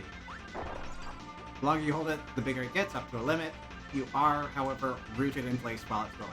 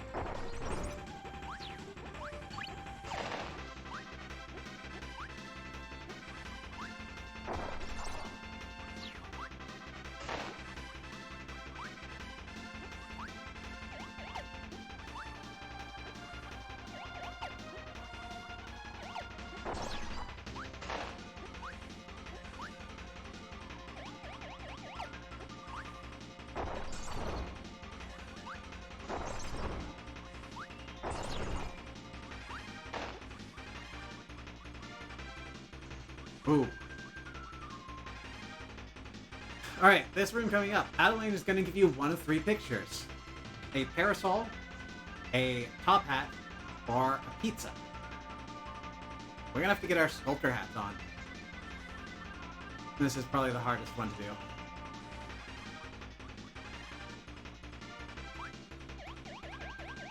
Remember what you made. And try to replicate it in these blocks. Let's start with a circle.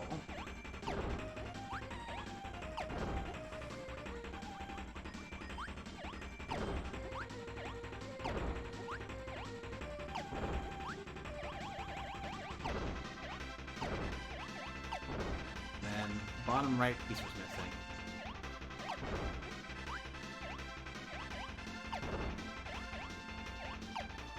If you do destroy a block that you didn't mean to, you can leave and come back. It will reset the entire stack. No! Does this count? God, it does. No.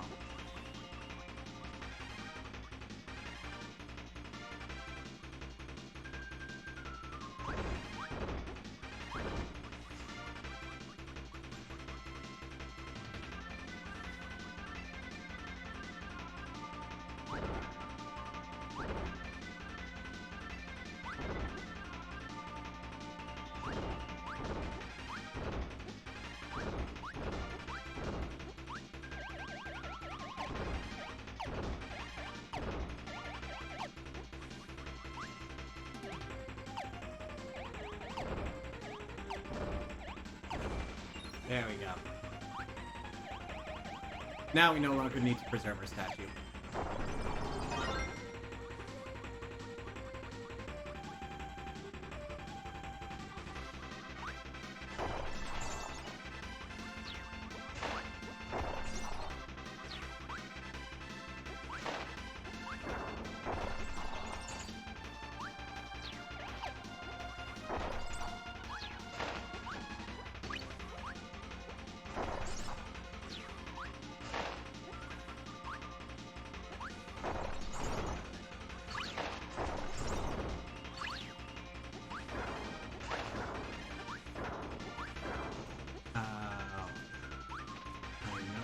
Is another crystal shard in this area. I hope I didn't pass it. I think it's here,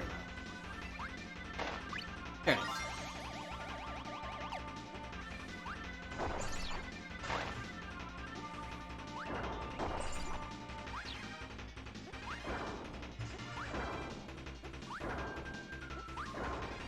Kirby!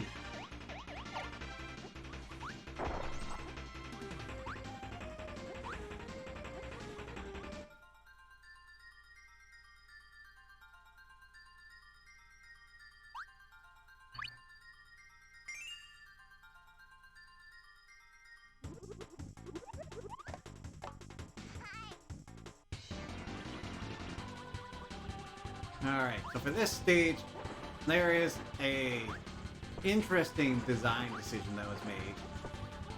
And based on that, young Zare made things much more difficult than it needed to be. Whenever they came through this level.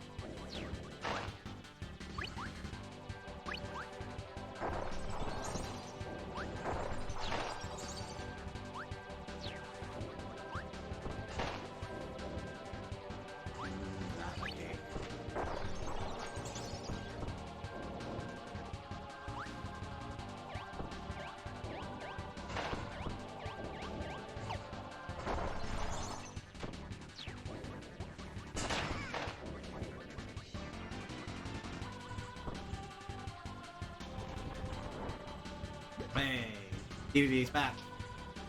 Here's the section where the wind-up does have a use. These sturdy pillars take 2 hits to knock down. But 1 charge swing is enough to do them in.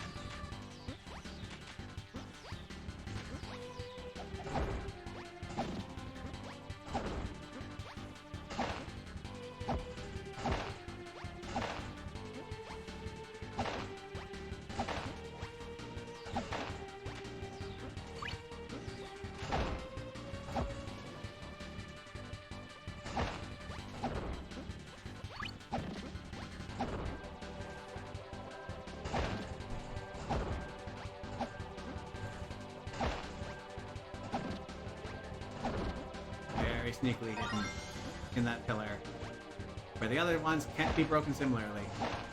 It's another crystal shard.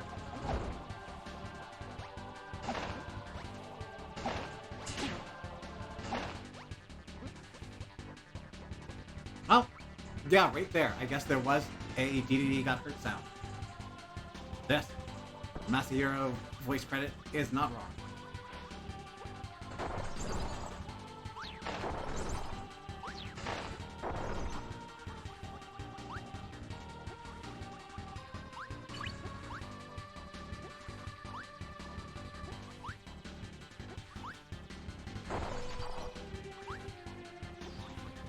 Very panoramic area, this.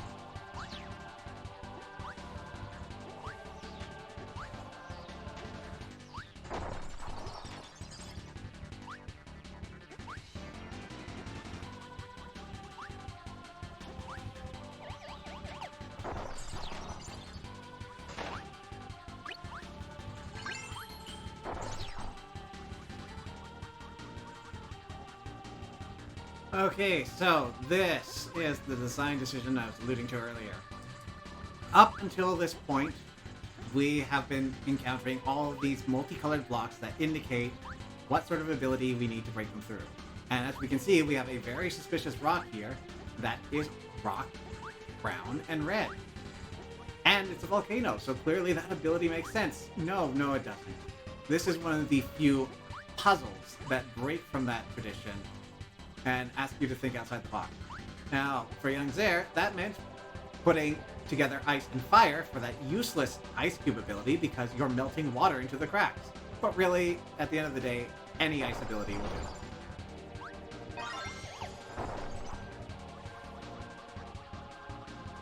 Just imagine coming through that entire level, because there is not a single ice enemy in this stage.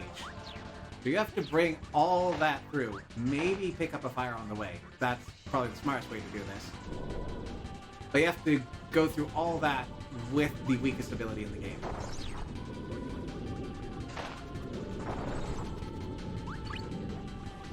Anyways, Lava's chasing us.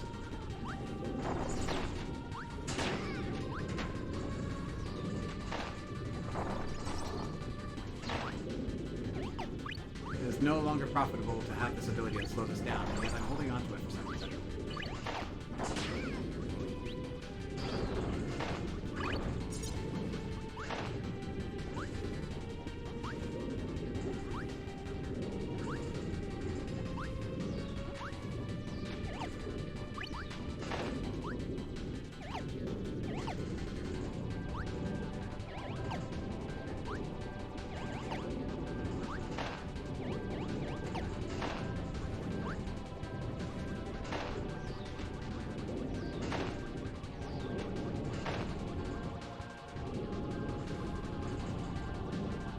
Not done running from lava yet.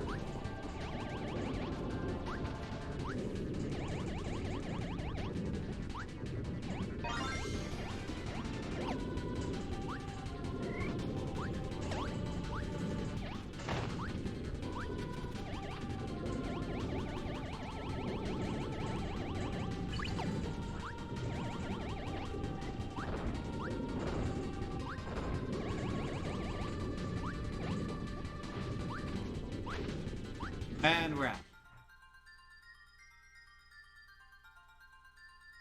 I don't think I'm lined up with the card there. And the tomato's useless.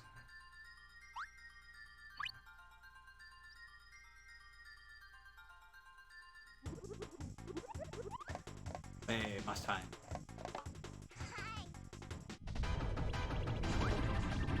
That's Magman! So we're going to have periods where he's going to come in with these fire enemies, which we can impale, dodge the attacks. That one very well telegraphs which of his fingers are going to inhabit a platform. Kirby is going to surround you. The one that appears first is going to collapse first. These fire enemies do provide you with the fire ability. The fire ability is not a good ability for this fight. You will bounce off the fingers and land into the lava. That is not a good trade.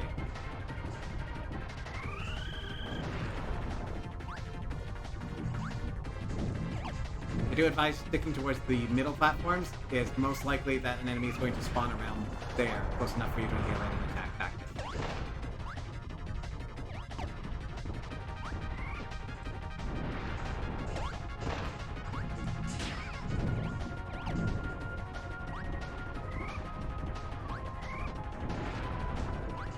Here, they're going to come one at a time, lifting the platforms and crushing you against the ceiling. Don't let that happen. And phase 2. Magman proper is going to face us.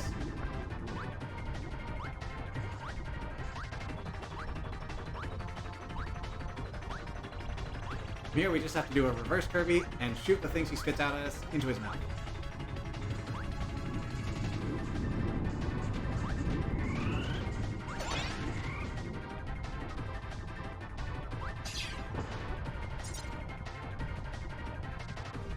Doing that, come up close.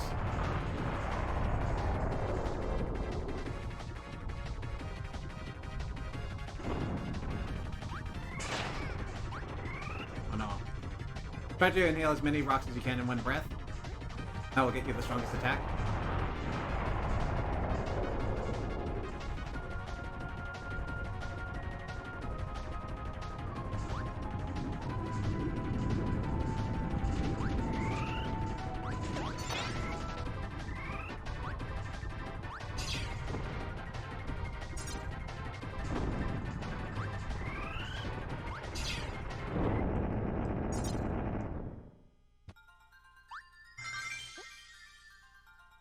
Hey, another world clear.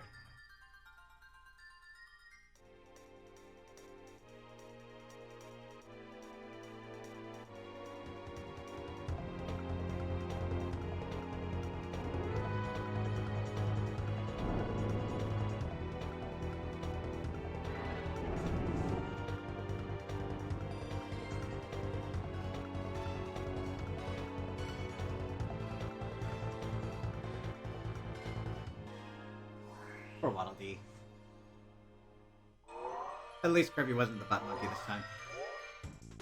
I'm gonna pop back in here, pick up some fire. Do I have to do this? Yeah. There's no fire out here. Oh, I'm committed now. Other areas I can get fire quicker.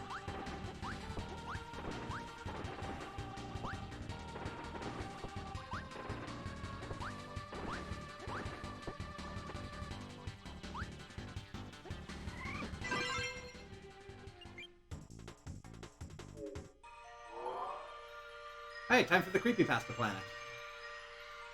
I'm sure those bright areas on the planet and the fact that it's got a single moon in orbit around it aren't indicative of anything.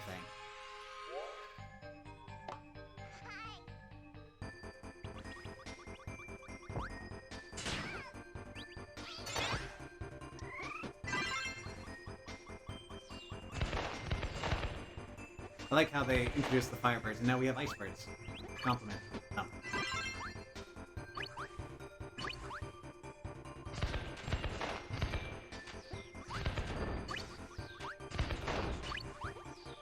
Sadly, there are no Thunderbirds.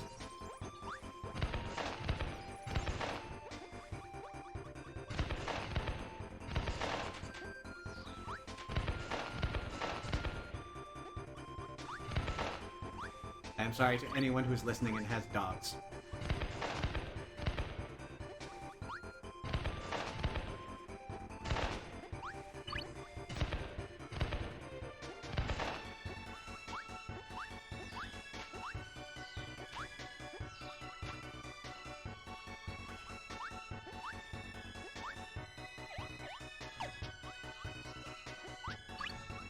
This mountain looks suspiciously like ice cream cone.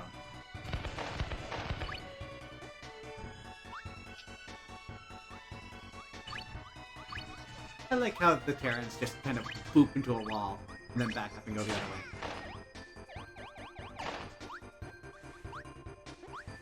way. A-class enemy, for sure.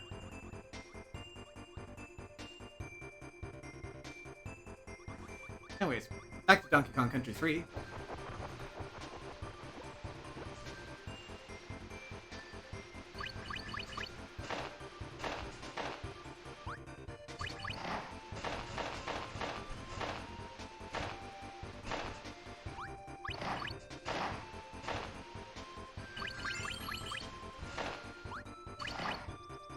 Keep an eye out for the second igloo, because we're going to want to go on top of that one.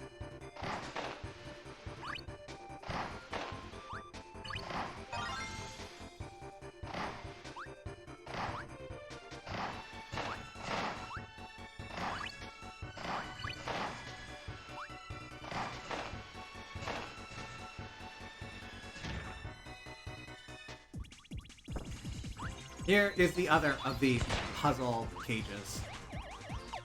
Bring fire.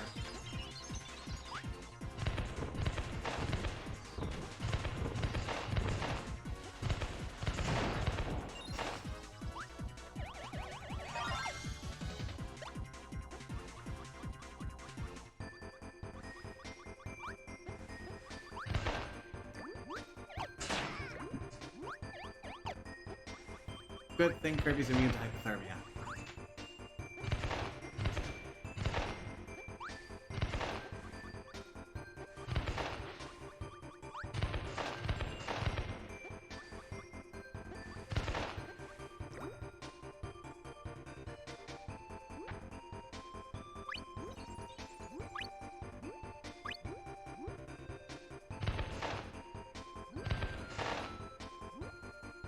Crystal shard under the ice.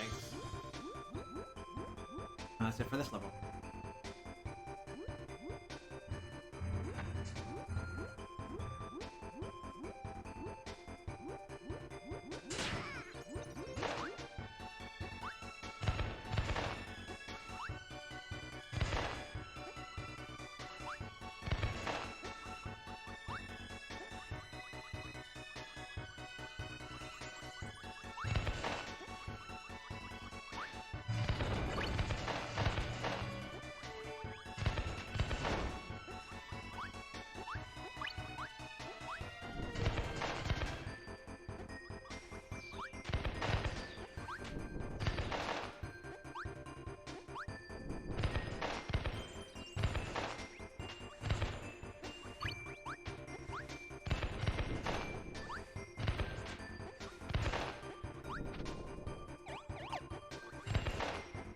Look at these Muppet-looking guys rolling boulders down on us.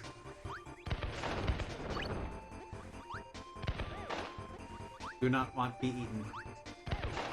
KK, you're back!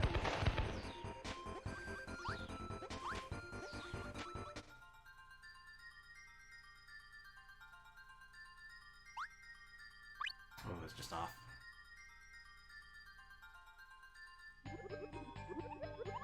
Alright, we're gonna have to jump back and collect some other abilities. I know one of them I can get easily here.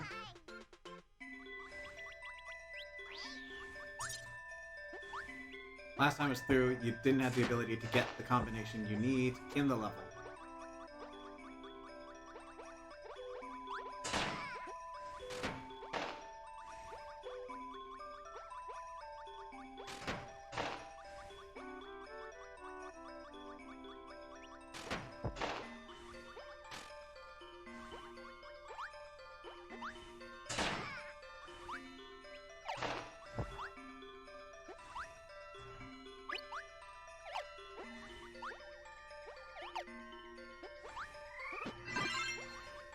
I think the other bit's in here too. Yeah, there you are.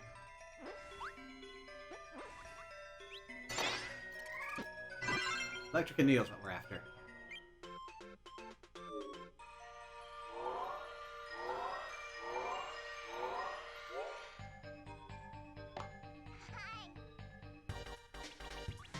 What else would an electric needle be but a lightning rod?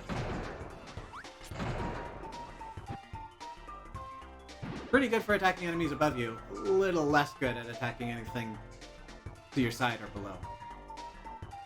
And of course, it is going to stop you in your tracks. We're just gonna have to carry this through the level. Let's also keep an eye out for any electric or needle types, just in case I over-prepared and missed them the first time. Hey, KK's back.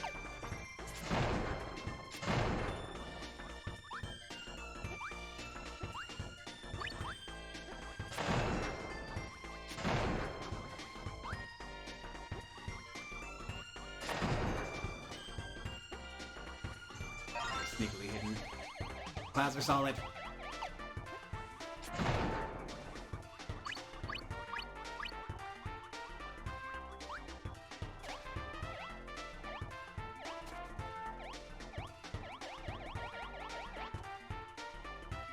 So that was almost bad.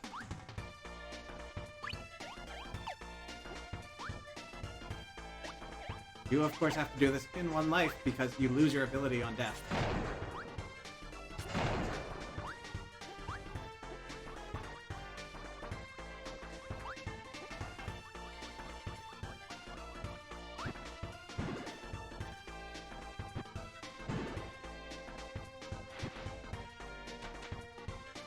Duck barrels continue.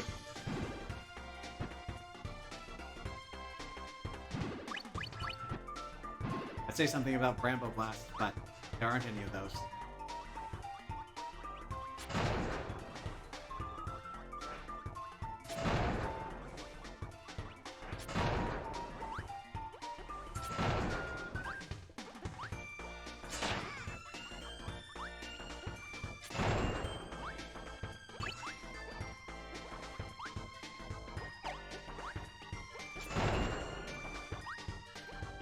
Ah, we've got needles.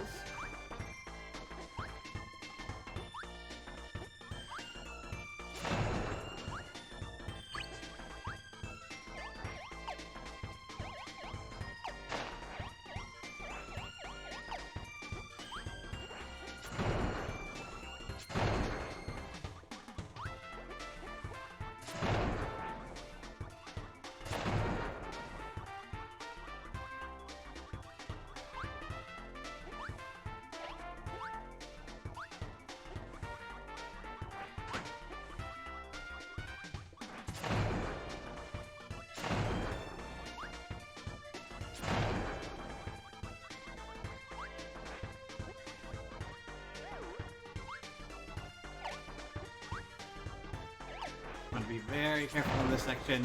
We've been nursing this power-up for so long. It would suck to be eaten up by one of those crazy one-eyed toothy things. And have your power-up be lost and fall into a pit. Ah, there is Spark. But it is possible to do it in level.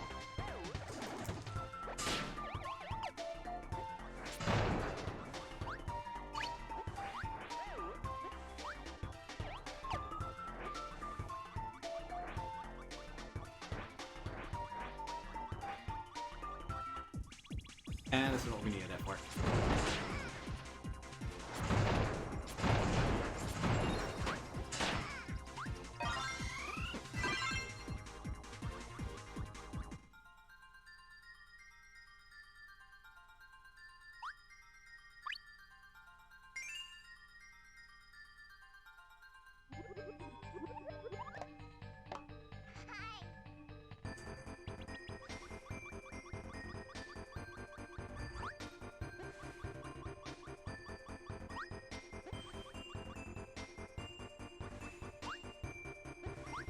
Oh, look at this lovely factory. So candy and cake themed.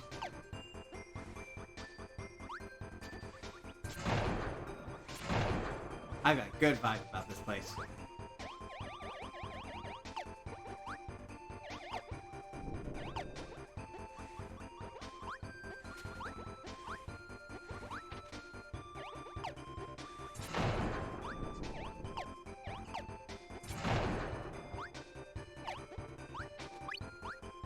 Shard up here.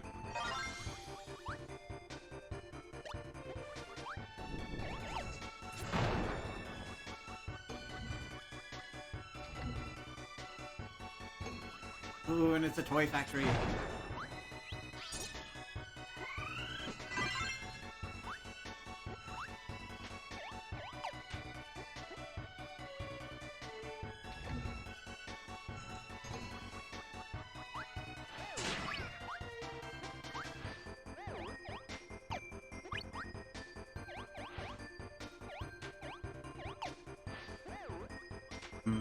Cutter and needle. Actually, I should be prepping something else. Needle.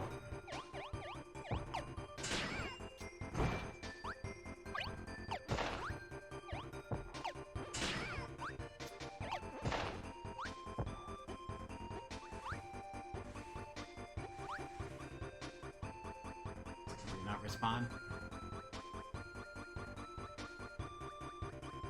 That's a shame.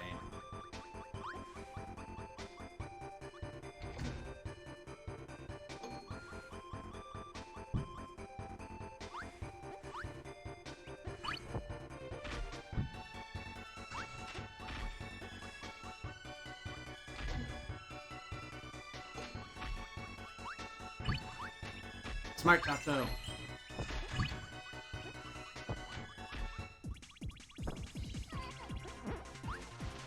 Unfortunately, I don't think we can cut the string for this one.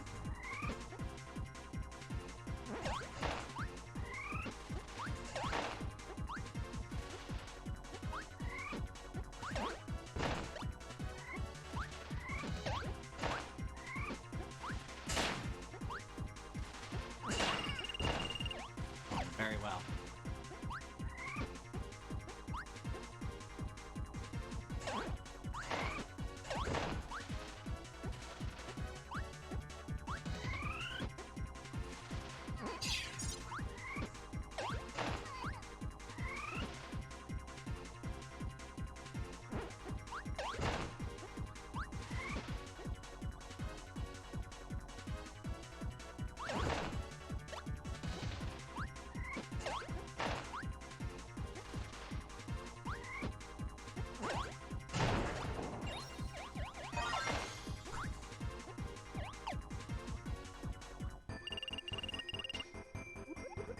New hint. Orange. Lemon. Grapes. No button.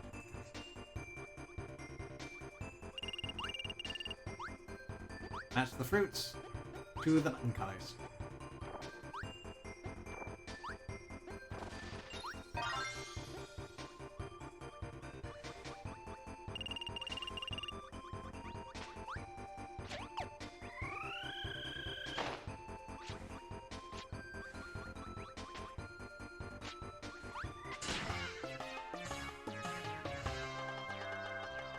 That's not the first death, is it?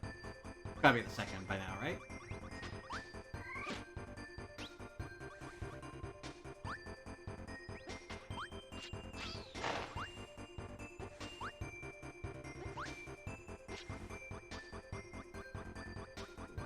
Do not like crushing dressers.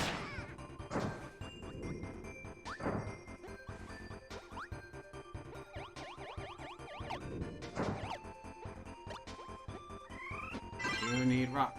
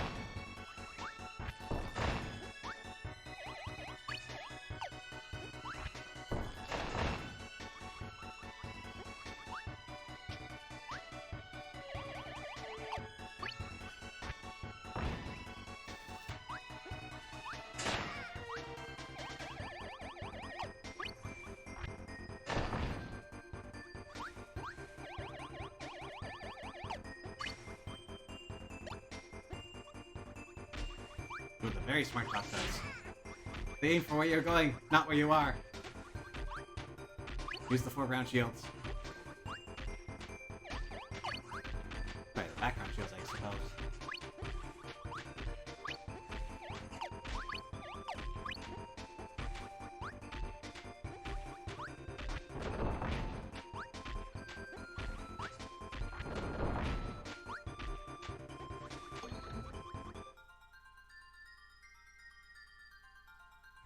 Oh, too far. They lined it up for me, and even then I messed it up.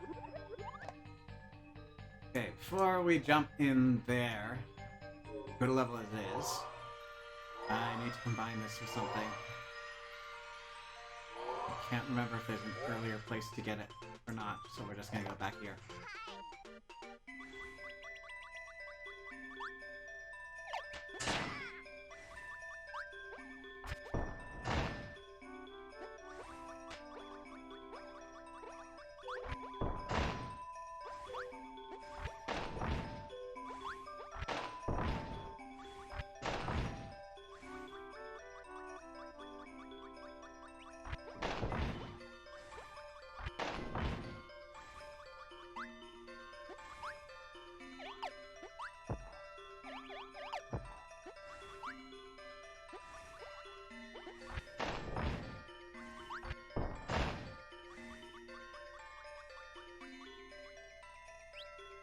Nope.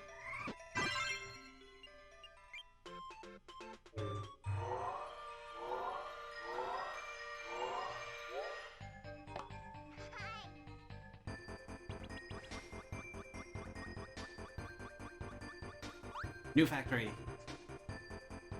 Now the music's been alright up until now, but this area has some of the most standout music in the game, and Kirby team knew that because they keep bringing it back for future installments.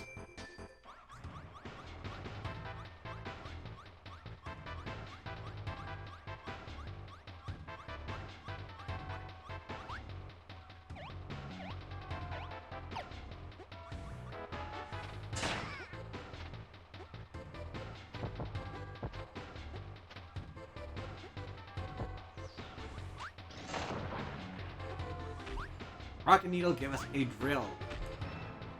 We can press it and fire it off, or we can hold on to it and it will drag us forward. It goes through walls, which is important for this area. And you also get the hint with the orange and brown boxes.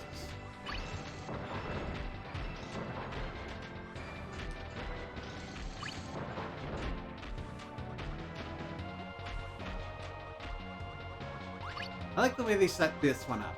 It's not so great that you have to get the power up from out of level, but not only do you have to have the right ability, you have to think about how best to utilize that ability to get what you want.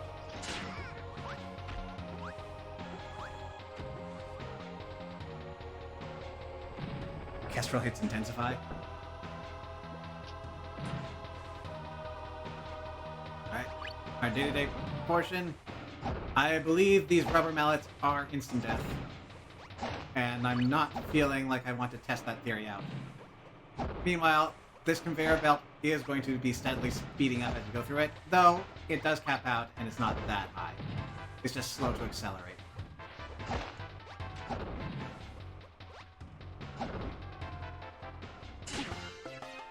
Well, I confirmed that theory.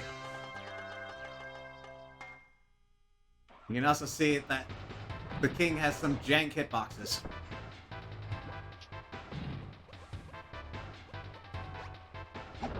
It's a good thing I don't need that ability anymore.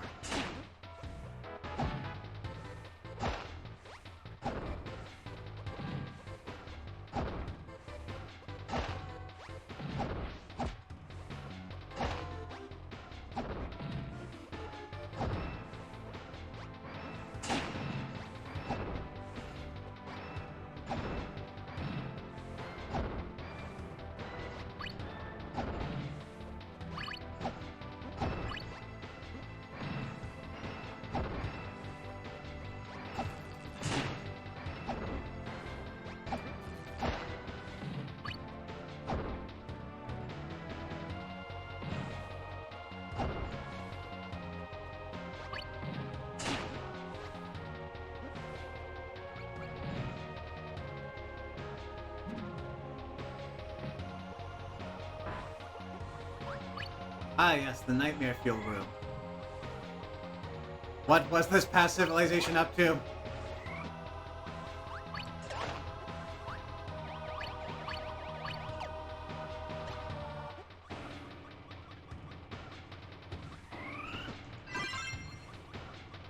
Well, we're going to be on the lookout for some abilities, because this is another twofer in terms of colored blocks. I guess maybe they aren't going to give us instant death with those ones.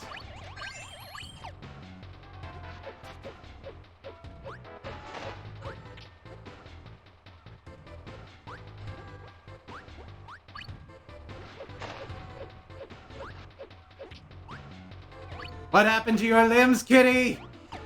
What did they do to you?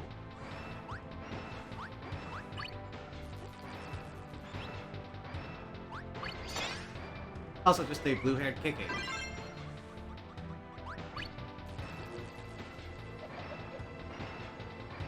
Yeah, so want to take a guess what Star Wars was doing around the time this came out? Electric and Gutter, everyone. You can also press down to put away the sword. Well, why would you? To fly, that's why.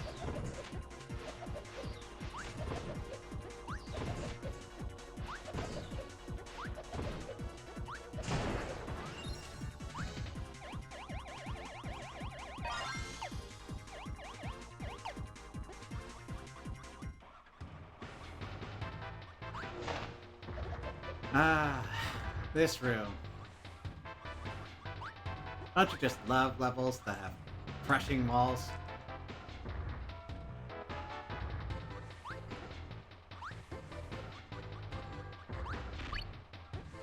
Not quite sure why they bothered putting Shatso here. The safe areas are so wide, you're very unlikely to be resting in a position where they can hit you.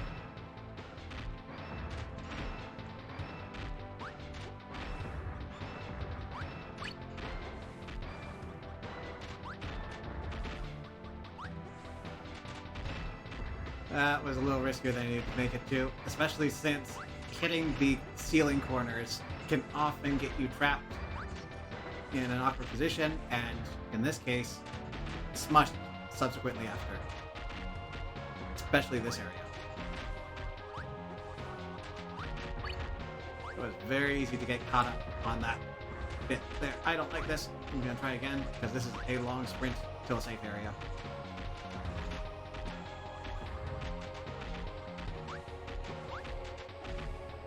There it is.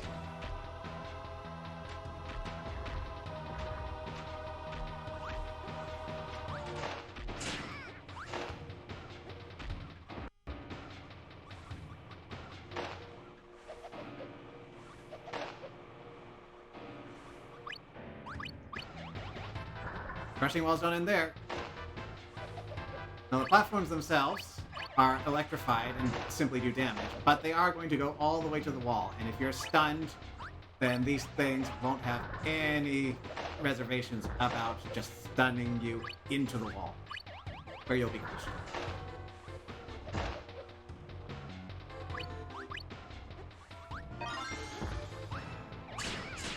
Like that!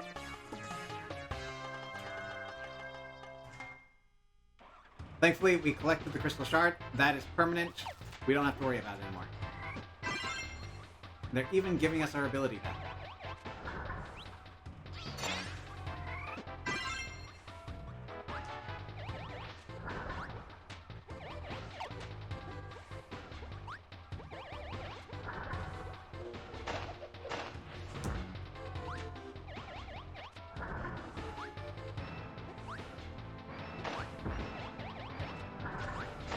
Okay, they're going to trick you. There is another one coming in.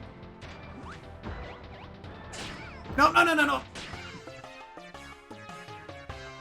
I don't know what stunned me the first time. But that killed me.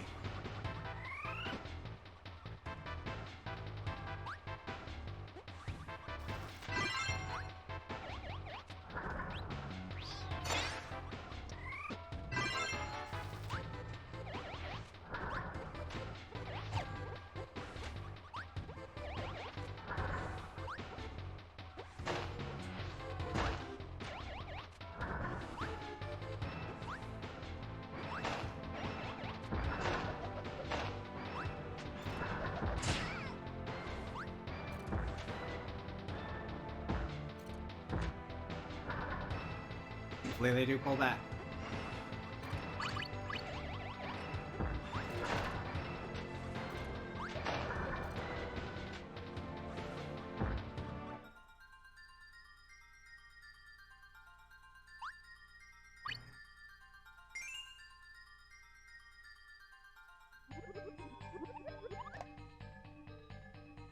Alright, with that, we're already at the boss. HRH.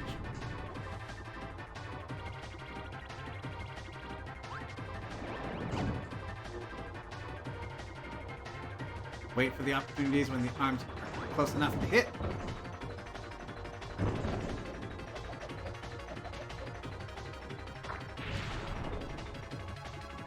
Does give you plenty of opportunity to load up on ammo if you have no ability in between attacks.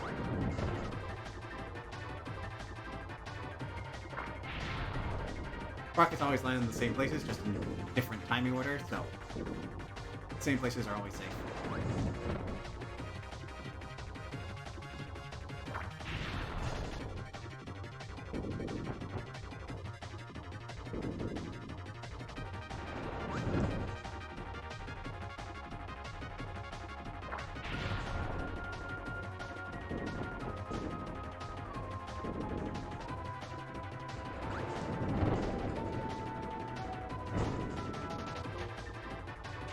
Of course, that's not all to this fight. There is more than meets the eye. Interesting. If you have no ability, you can suck up those missiles, but you'll only get the warhead. The missile will stop temporarily to let you jump out of the way, but you do have to jump out of the way.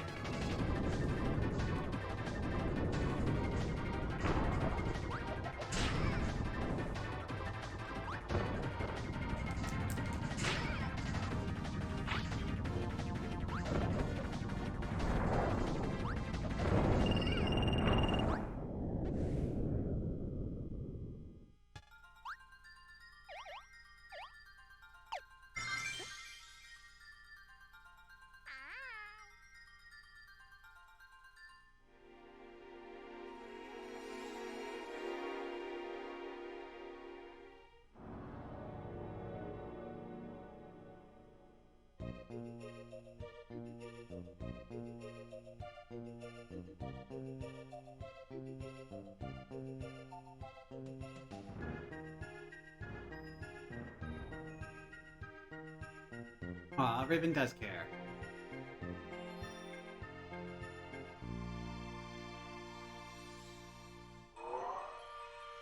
Alright, this is the last world, Ripple Star. It's a bit more impressive on its native N64 console. Switch Online just hasn't quite gotten all these transparent textures figured out. A lot more like a swarm of bugs or smoke is crawling along this planet all the time. Here it just looks charcoaled.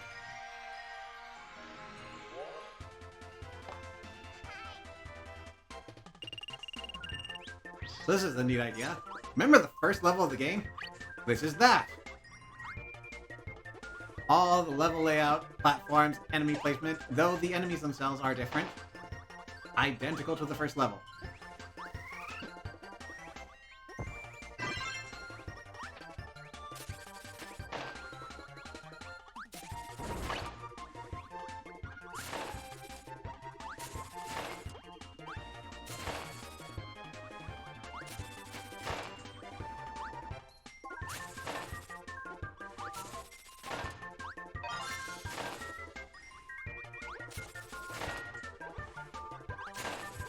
Crystal shards are largely in the same place, but there is no end stage boss, so they moved that one in here.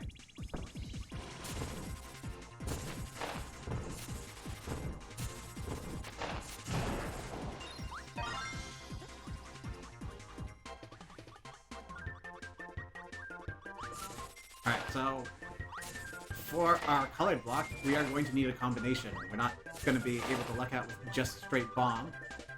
No bomb is involved. Unfortunately, the available bomb is a bit of a jerk to combine with. Because we have a multi-throwing Poppy Bros Jr.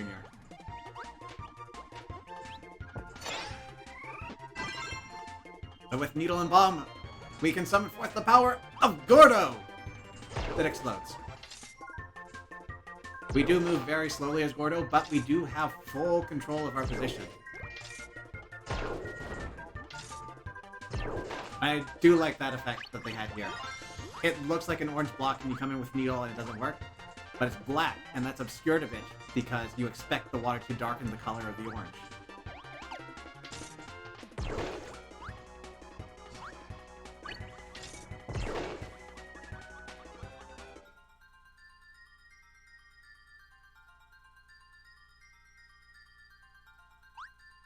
Ooh, that was too much.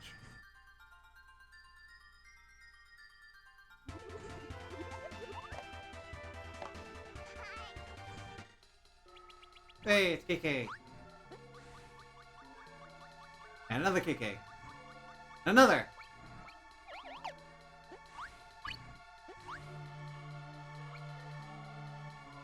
Intimidation commences. Oh no. About.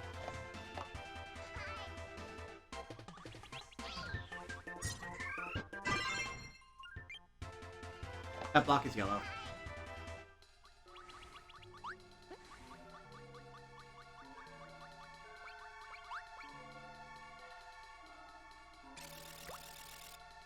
I appreciate pink hearts turning blue.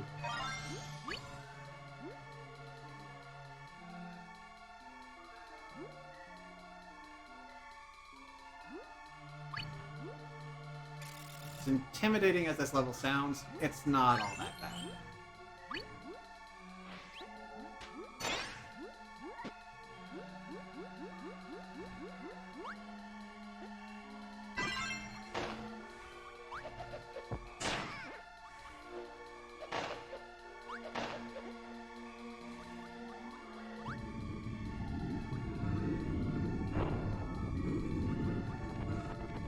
Kirby appears! But he's not our mouth this time. We're gonna do one thing. Then leave the rest to us.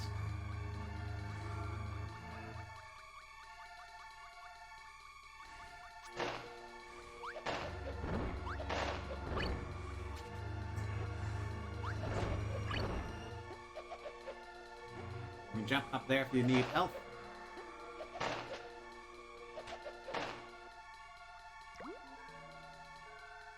There's a crystal shard hidden beyond this food.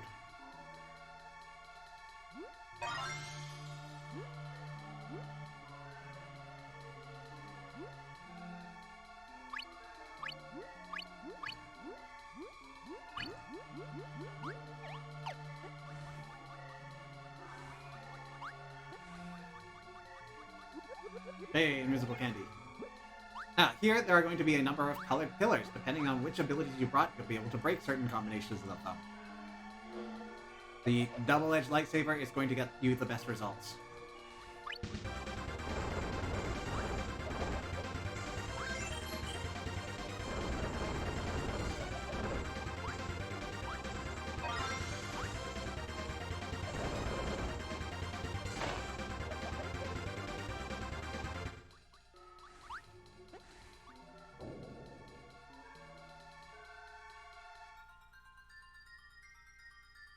That's the level.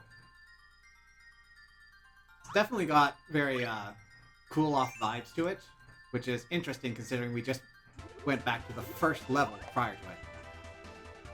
But they're cooling you off in preparation for this. And this is another one where the music absolutely goes hard, and they don't let it go in the games to come.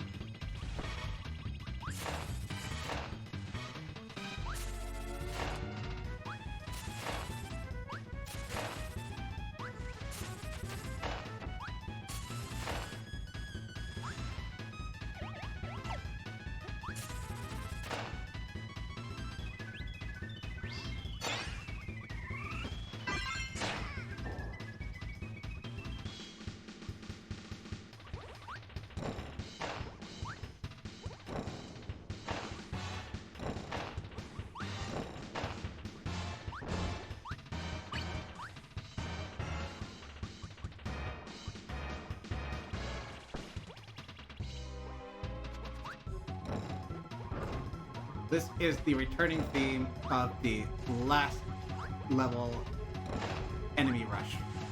No, last world enemy rush level. Yes, very jazzy. Also, we needed this monstrosity to hit the target in the center of this room for Crystal Shard.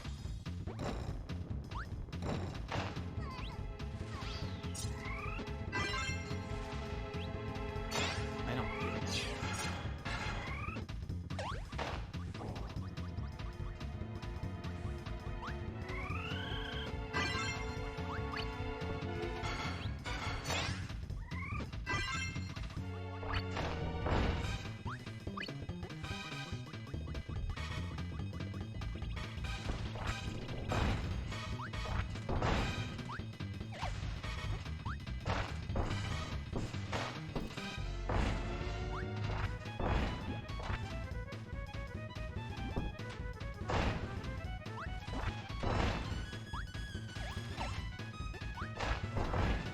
That was me giving us rock and then all these airborne enemies.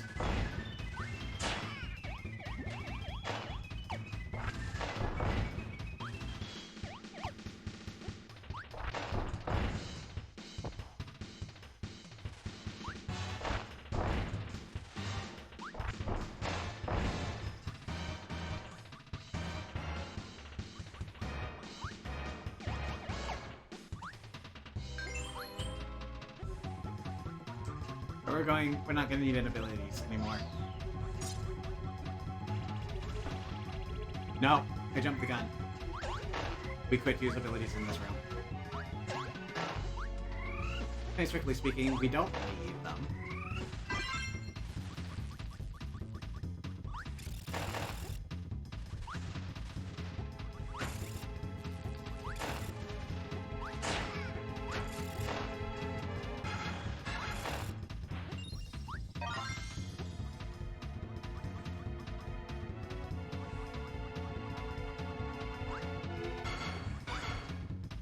I'm sure that's okay.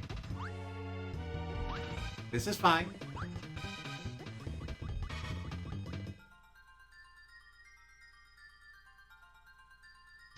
Oh, shoot. I messed up.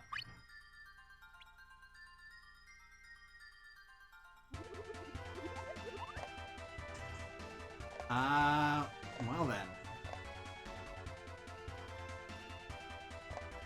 Whoops. I was supposed to leave one shard. Oh well. We'll work it out.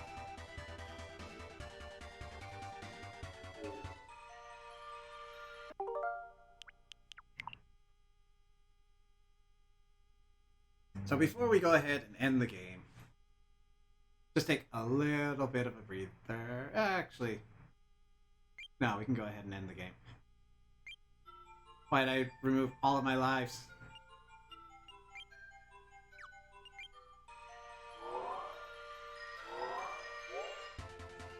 Well, at least I only have to do this once then. Right, Miracle Matter. Miracle Matter will take on 7 different forms corresponding with Kirby's abilities in this game. You can only hit it with projectiles or abilities that correspond to its current nature. The trick is, if you have any copy abilities, it is going to try to avoid taking on any of those forms. As we progressively damage it, we will remove form from it. So that is a way that we can narrow him down and finally use our copy abilities against him, forcing him into 2 possibilities.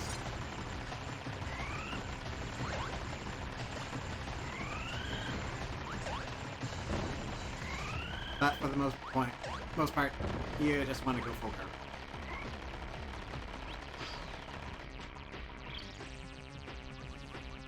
Some of his forms will become more difficult as you do damage.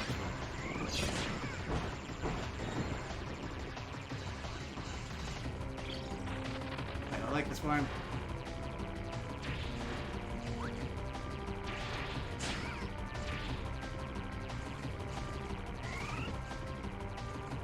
That's why. So. A lot of the forms are intuitive. This one is not. Could you tell it was bomb?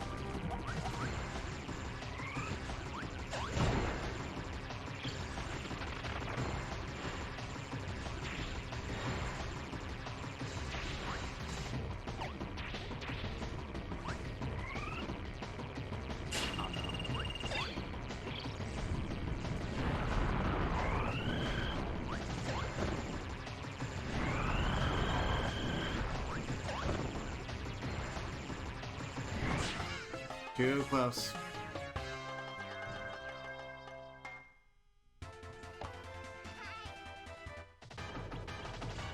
There's no shame losing lives on this boss. It is the hardest in the game.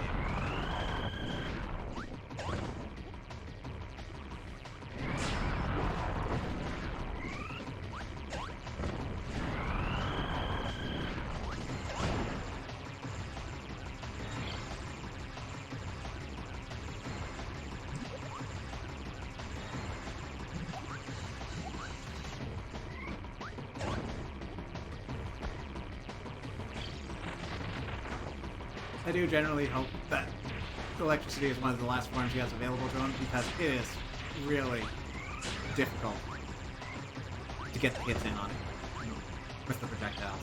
They take so long to form. And there's one of the harder ones to predict their movement.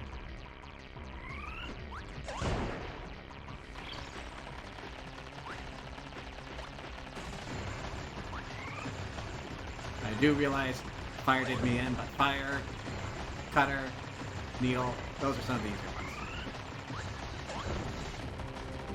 Brock.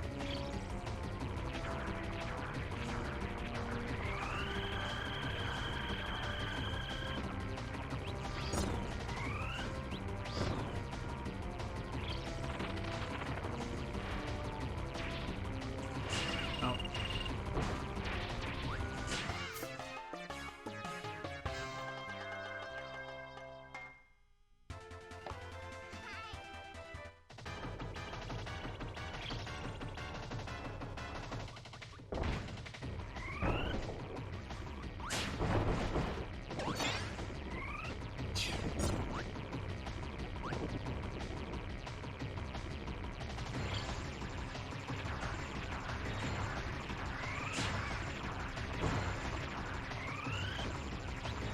Leave these hurt boxes.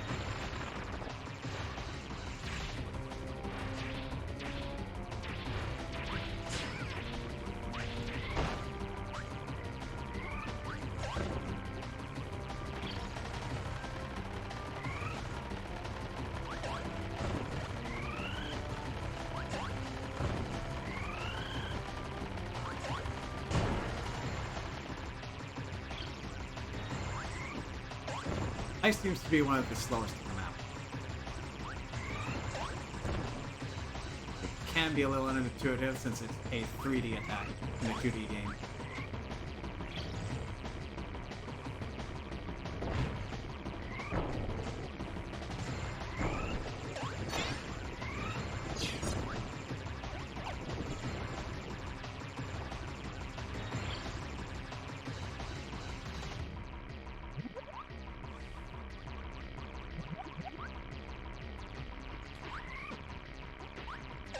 Oh no.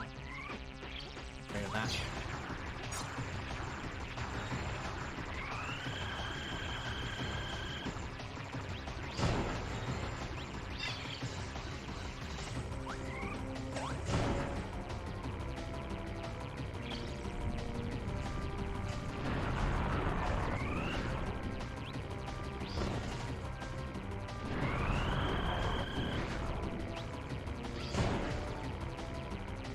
Running out of ice there.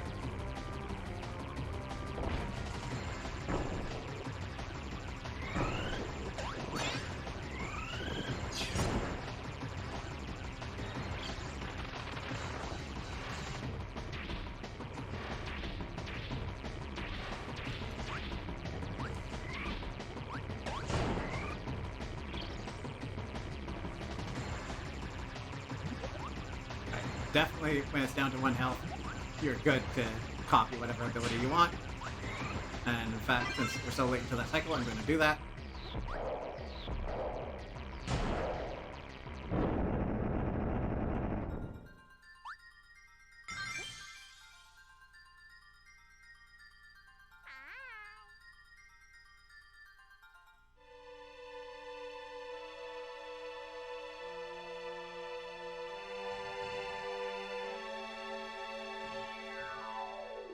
Boom.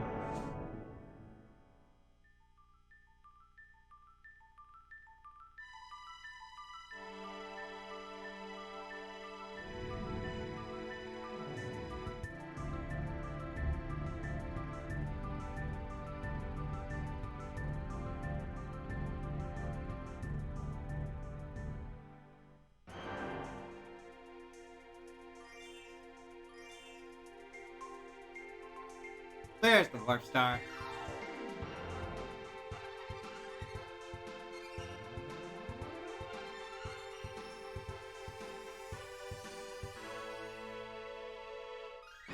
This dropped us directly into the final level, but I'm going to leave that for now.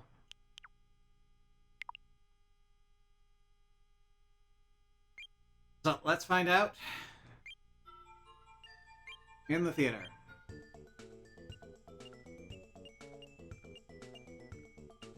Let's see. Oh, Donald, Ripple Rescue.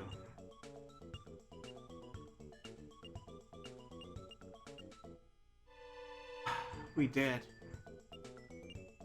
There's a whole other cutscene and credit sequence if you don't collect all of the crystal shards before finishing the game. That's a shame. Well, to sum up, essentially what happens is we clear out Miracle Matter and we see it whiz off into the distance, not exploding. And everybody's happy. We have a celebration. Well, nothing fancy, nothing gets set up, no food set up. Just your standard Kirby dance. Ribbon and Kirby shake hands and part ways. And as they're waving away, the queen suddenly turns from her dopey, smiling wave to a sinister grin directed towards Ribbon. Which is why she gets attacked with the good ending there. And then we go through the credit sequence, but all of the artwork is replaced with sketch iterations of it. Alright, last world, only one level. You can see that these things that we've encountered ever since the very first level are part of all this dark matter.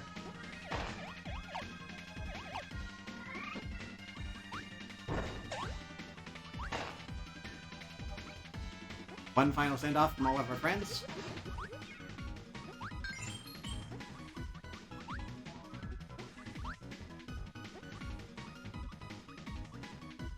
And then the music in this fight, as well as the ultimate combo ability.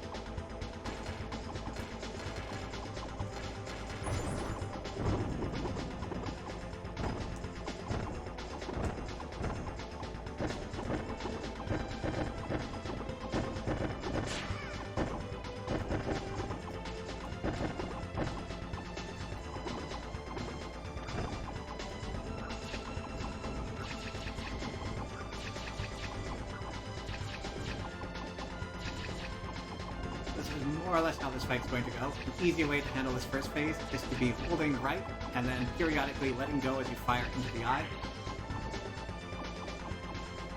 Move on to destroying the halo and getting a clean hit on the bandage.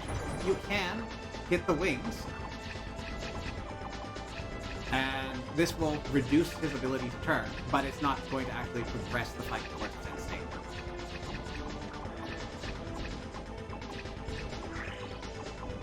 Once you hit the bandage, this actual vulnerability appears. This, you just have to circle around, avoid the green circles.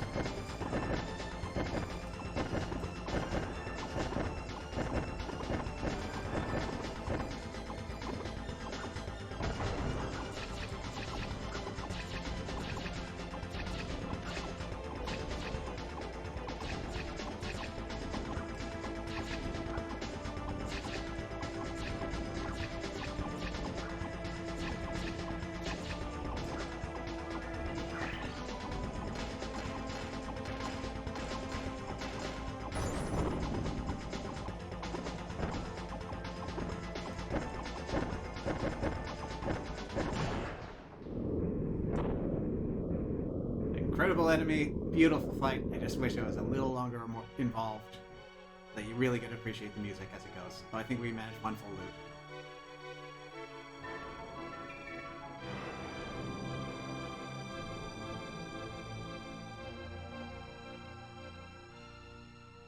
Wait, remember Star Wars inspiration?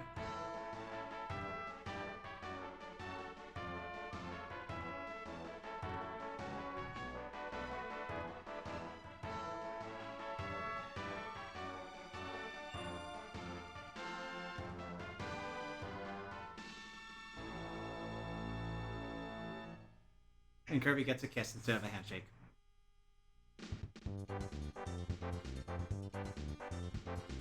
We're not done for tonight, but that is Kirby 64. It's a very fun, cute, easy, short little game.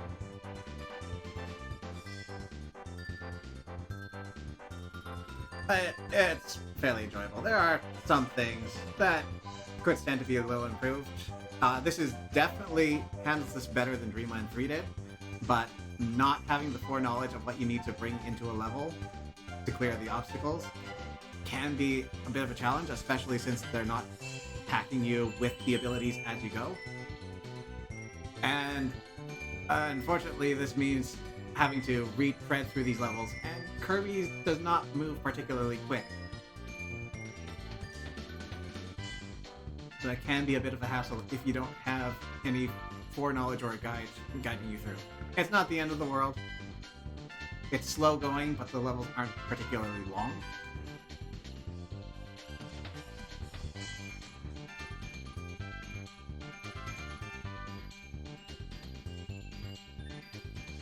But it's fun how they got all these different ideas for abilities out of 7 base abilities. Very creative ideas going into that. And there are just some tracks in this that I absolutely adore.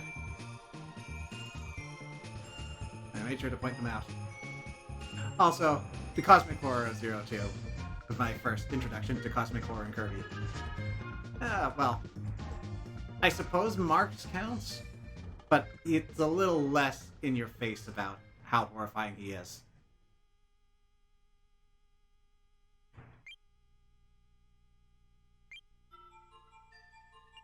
Let's see, did that fix it? Oh, we'll get back to that in a sec. Oh, we do have it! So this is the bad ending.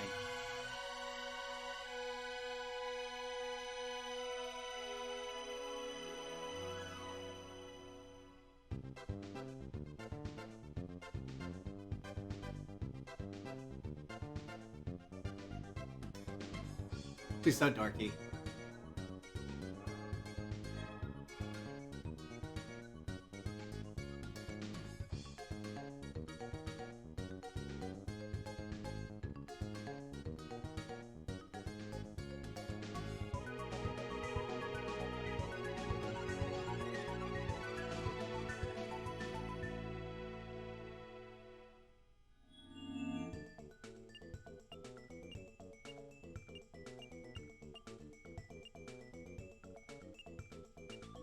That said, I don't think we're getting the sketch credits now.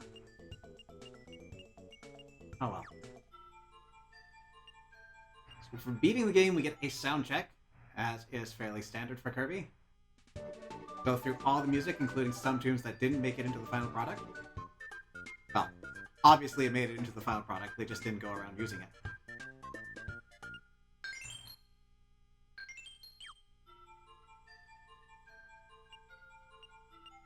For clearing the game, 100%, we get boss battles.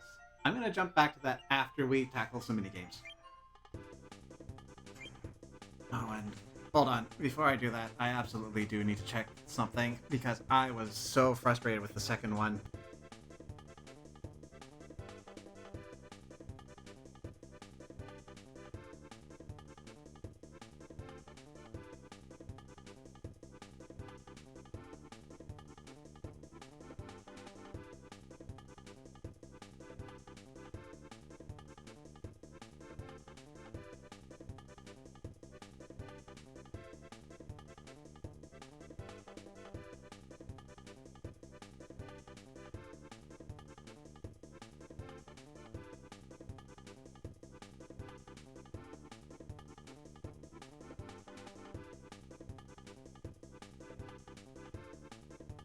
Well, the internet's no help. Oh, I did it once. Sure, I can do it again. So each of the minigames have 4 difficulties, but we have to unlock them procedurally. 100-yard hop, we have A button jumping us forward 2, and B button jumping us forward 1. Try to complete the race in the shortest amount of time. Obviously, the 2 jumps get you faster, but you don't want to be landing into these puddles or any other obstacles.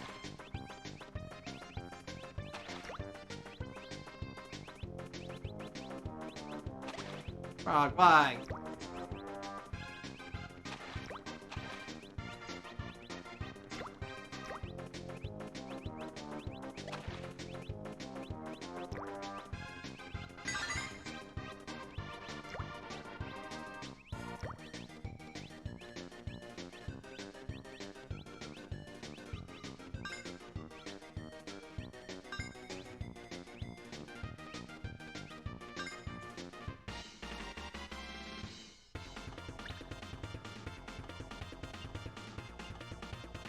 Unfortunately, you can't change difficulty in that endgame menu.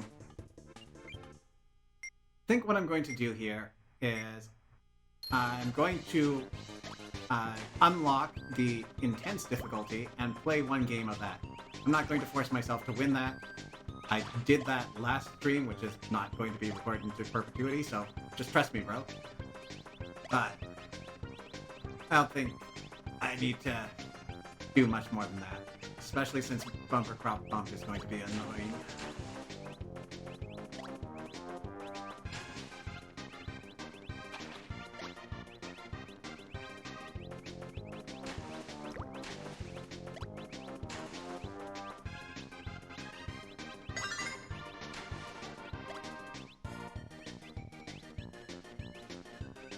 So not only are the opponents getting better, not shown here, but the obstacles are getting more complex as well.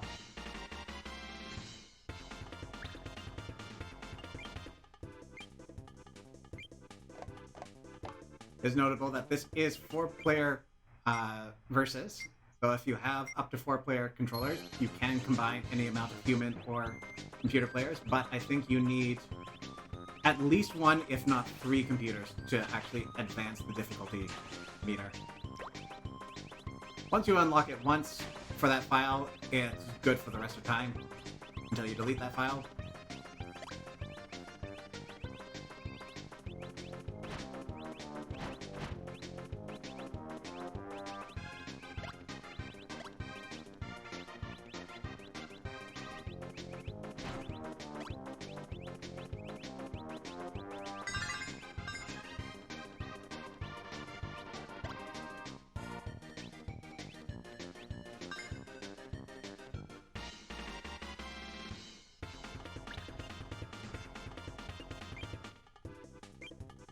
Sadly missing from the player roster is Ribbon. I really wish they did more with that character.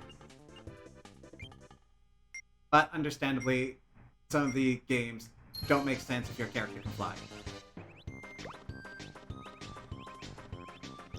Those turtles sink on their own timer.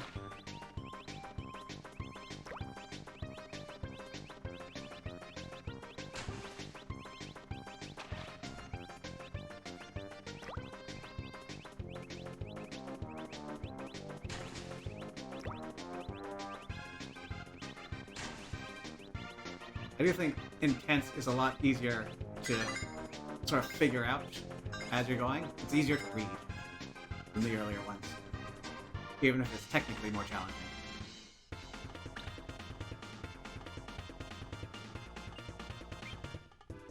Right, that's a 100-yard hop. Now, bumper crop bump. We're trying to collect as many fruits as we can. It says we've got bump and move, but it has been incredibly unreliable for me. Like, I'll be holding right, and my character will sometimes bump left. What is up with that? We're gonna have plenty of opportunities to see what that looks like, I'm sure.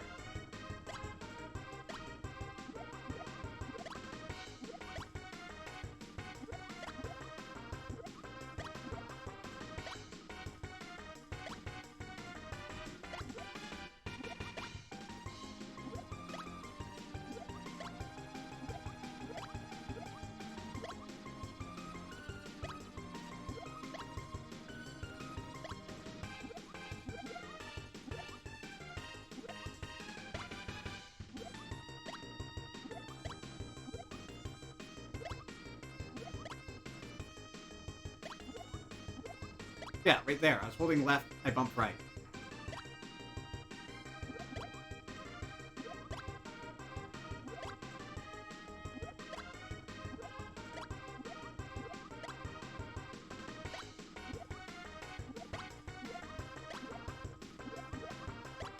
And again.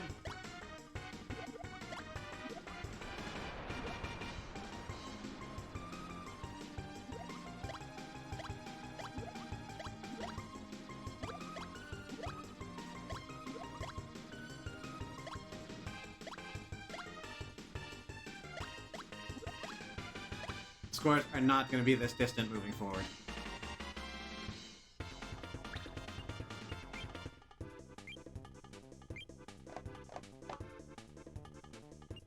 No, not easy.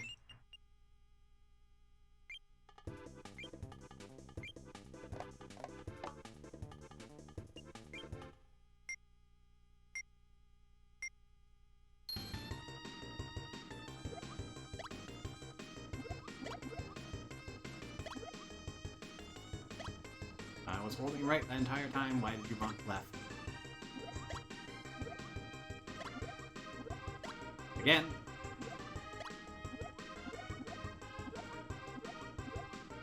I'm gonna try to stop complaining so verbally about it. Just assume that I'm not an idiot. And that's not my fault when these sorts of things happen.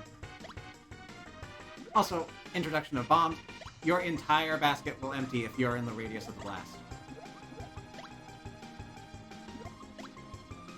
Avoid it, or try to sneakily force your opponents into it.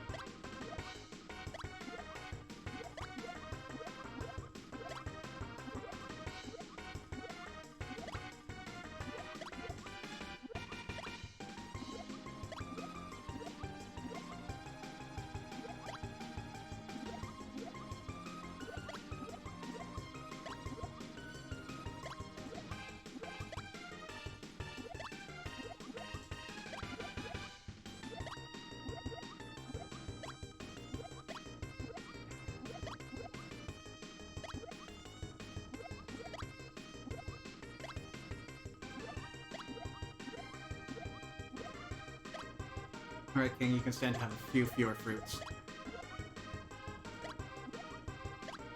No! Dodge to the left into a bomb! Jeez.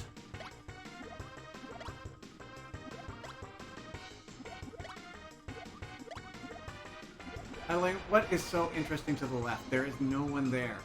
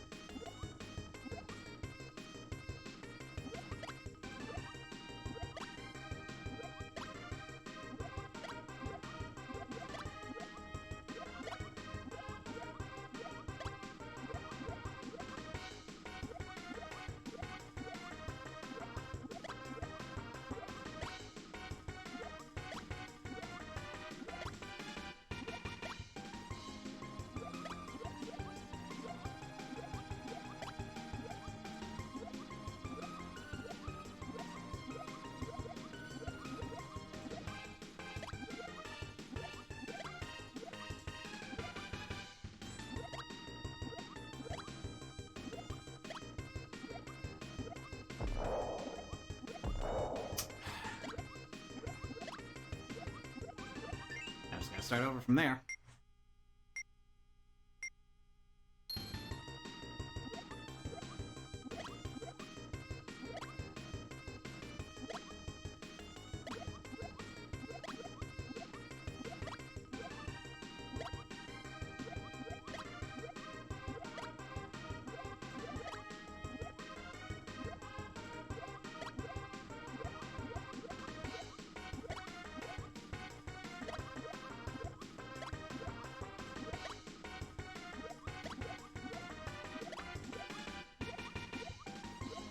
Nope!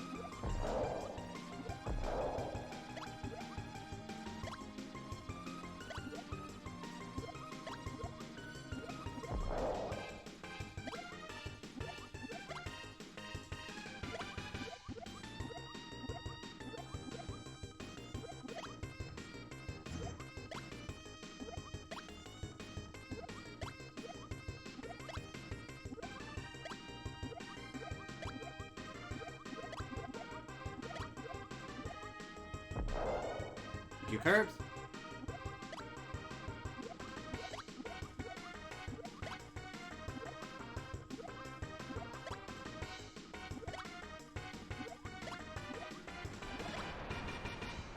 Okay, I'm in good position. I need to watch yellow.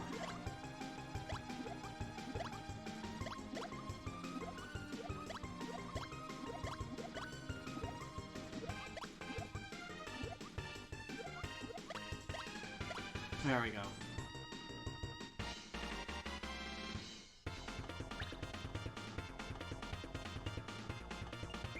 I do wish I understood why I seem to bump in the absolute wrong direction half the time. It doesn't seem to be an intended feature of the game. The computers don't do it, and if you try to bump while holding no direction, you don't go anywhere.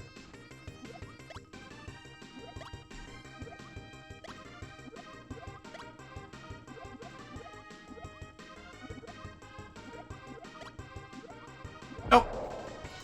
I saw it too late. At least everyone else is still pretty low.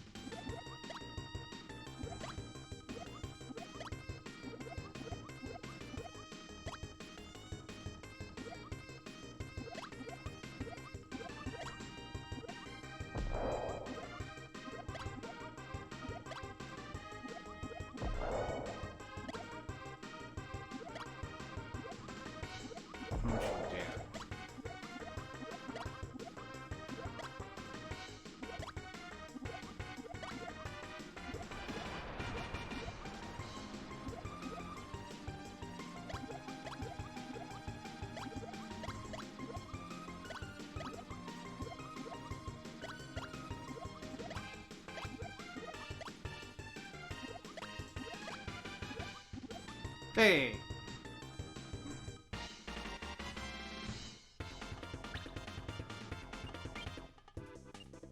Finally, checkerboard chase. This is a very intense strategic game. Rules are fairly straightforward. Press A to delete whatever row or column you're facing.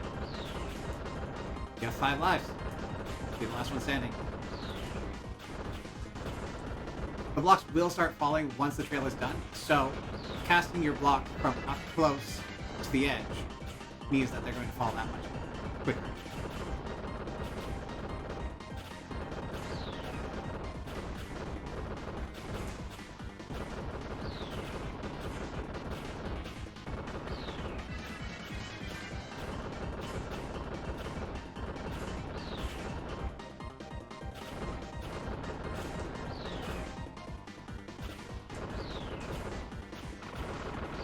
As you knock players out, the arena is going to get smaller and smaller.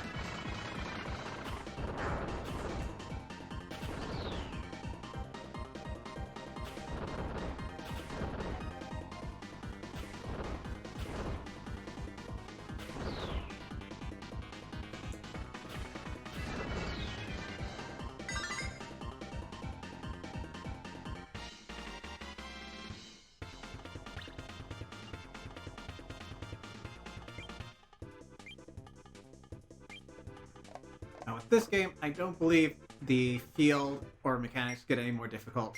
It's squarely on the CPUs to be more deadly.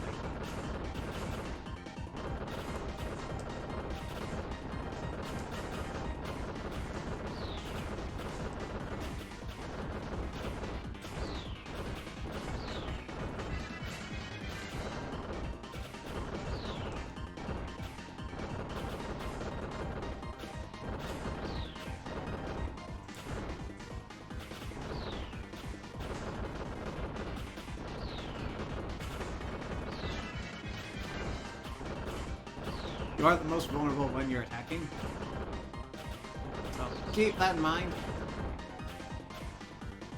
Don't always be spamming it.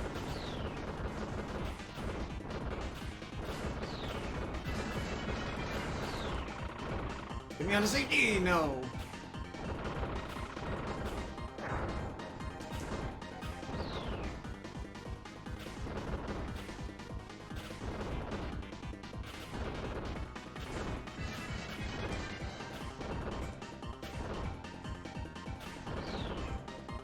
You can also use your body to block them. But you are playing a dangerous game being that close to blocks that are falling off. You also have to pay attention to any other enemies that are remaining.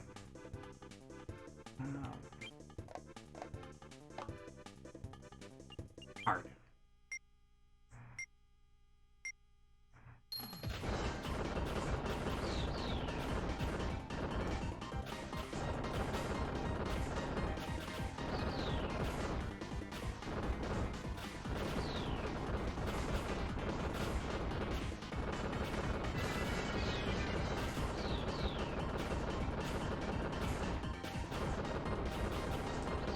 When you respawn, you do have a bit of a grace period. That flashing platform will keep you airborne so long as you don't leave it or it expires.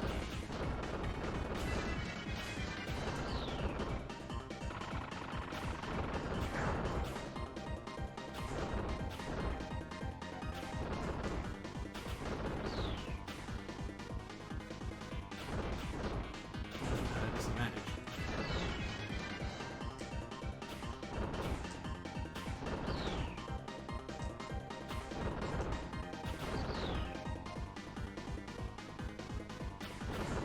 There we go.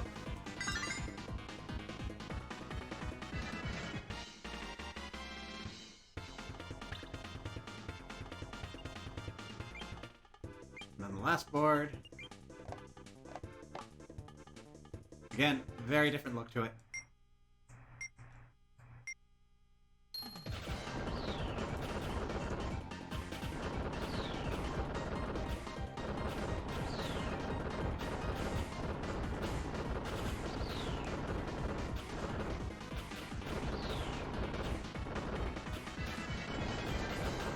Ah, crap.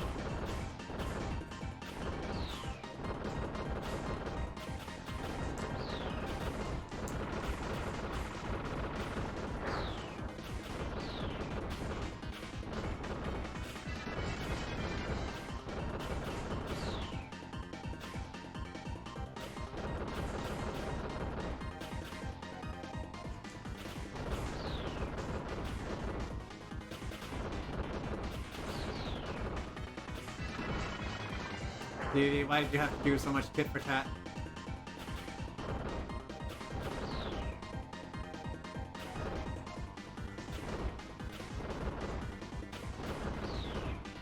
Hey, came out on top.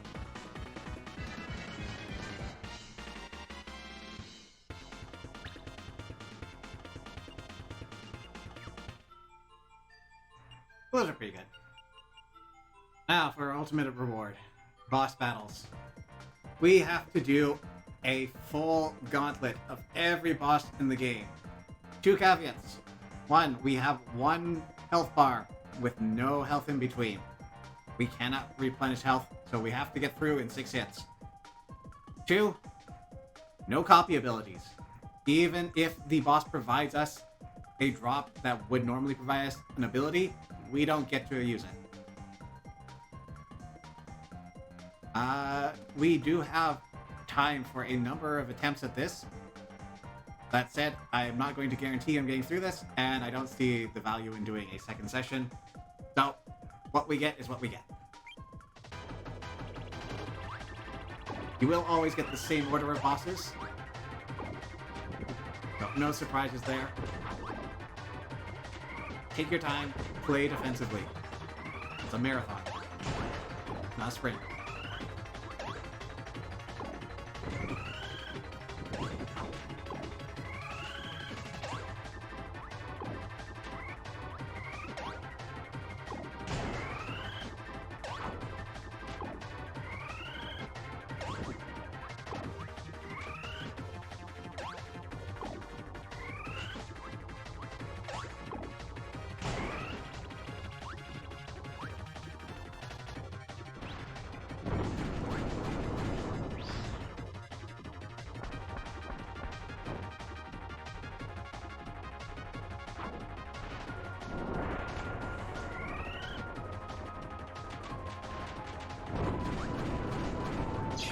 You do have the opportunity to make sure you're stacking up your inhales, because that does more damage. Hello, Manchuchu Train. Welcome to the stream. Don't worry, I will kill the tree.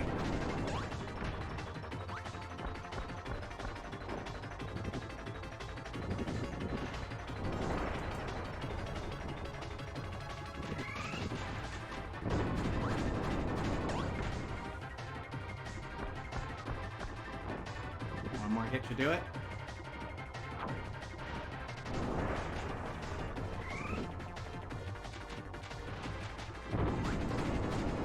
Ooh, almost picked me up. No hit. Alright, next boss. Unfortunately, we can't do anything to advance the state. We just have to wait.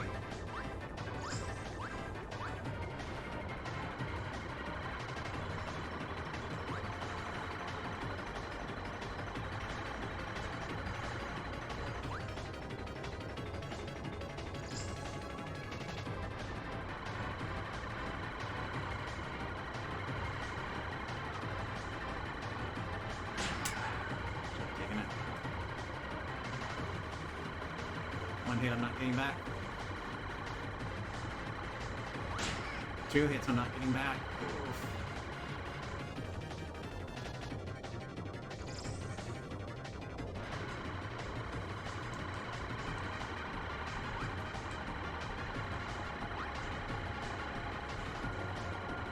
Of course, we all know who's at the end of this gauntlet.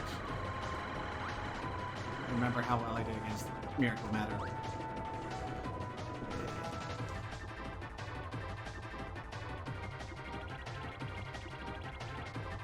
Just don't do the one where you're cycling around each other.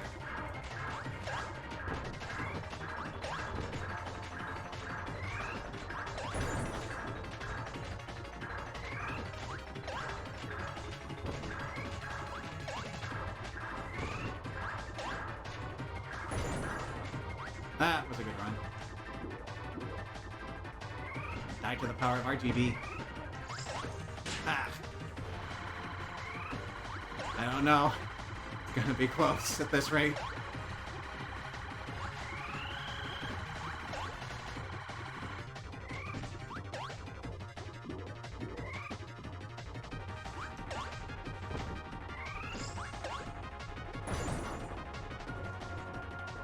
This is a bad start. Well, we're just gonna get warmed up.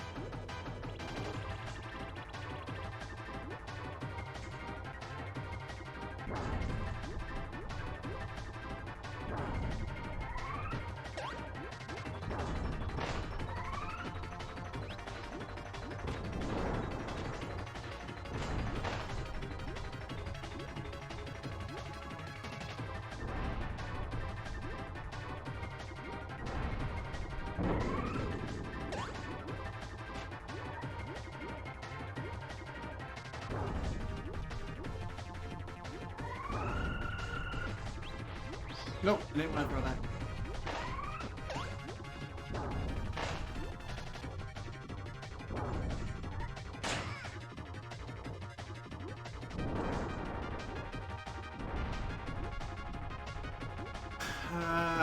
So do I restart at this point?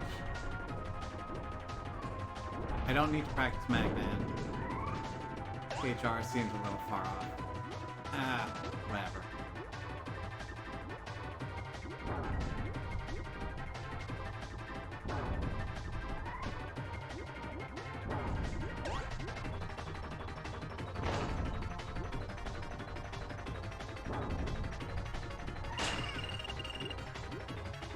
Very bad. On my part.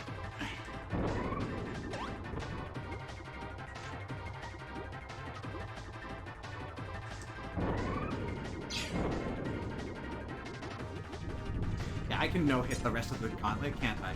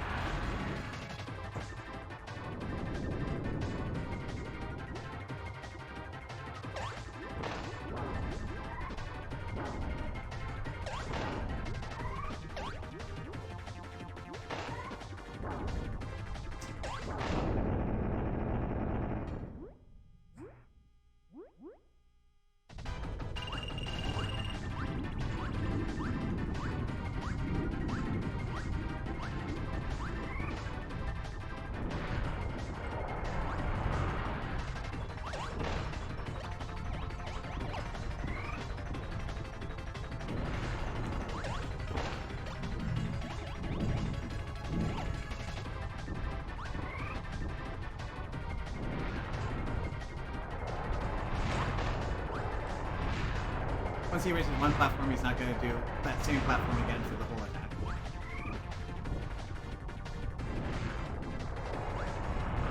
That's almost close.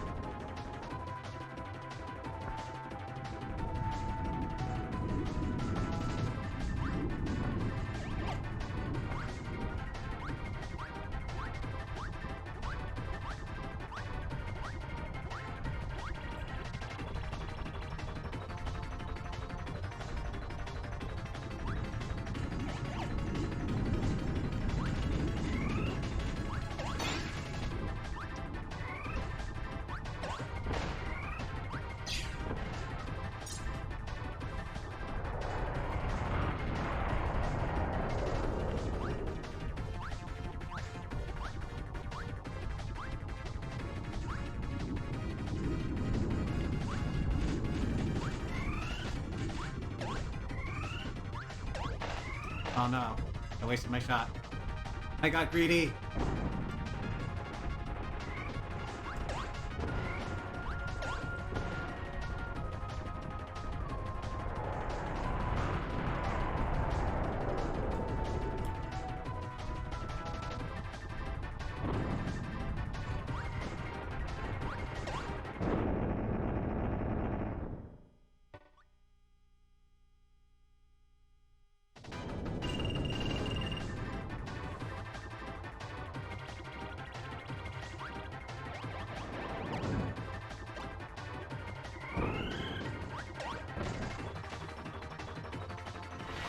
I think he used that attack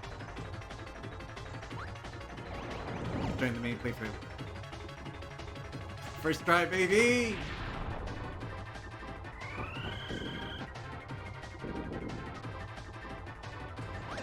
I'm impressed by the level of confidence you have in me.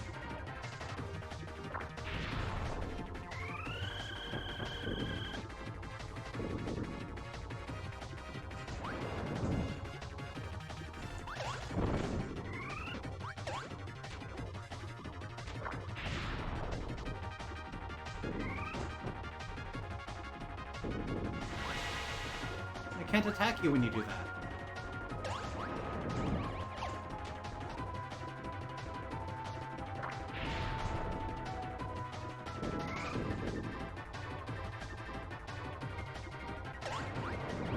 Oh, there it goes.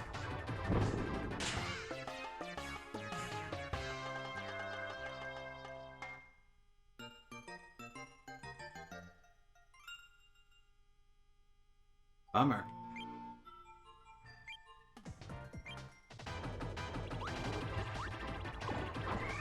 Alright. First lesson, don't make so many mistakes against pits.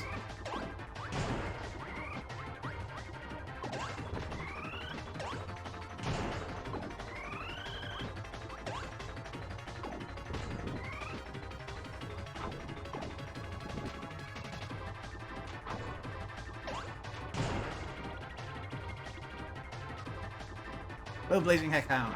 Welcome to the stream.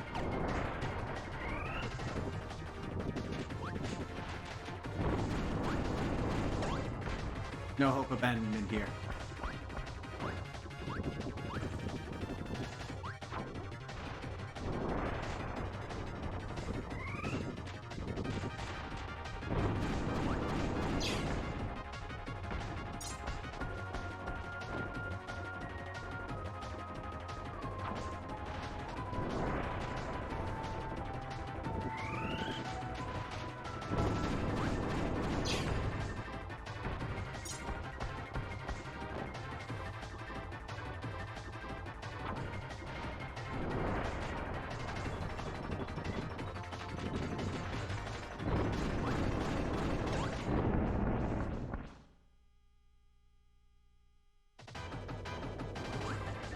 And Choo Choo Train.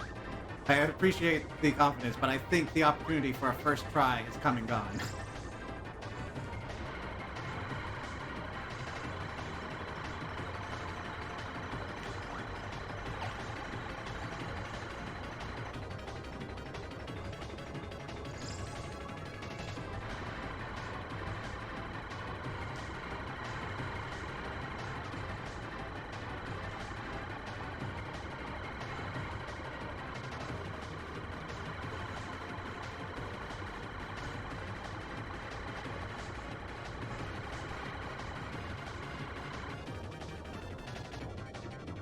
You reset your eyes, you're good.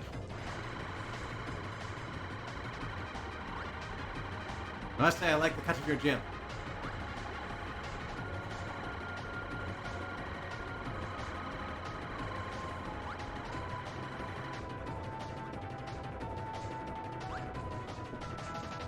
It's so much better to be here at full health.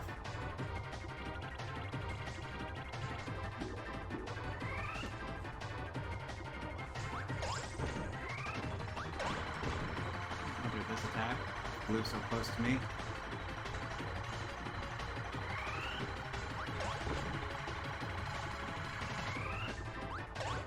I know I say concentrate attacks, but I'm just trying to get damage where I can. At that point, that was not a good position for me to be in. And of course we're gonna have this attack.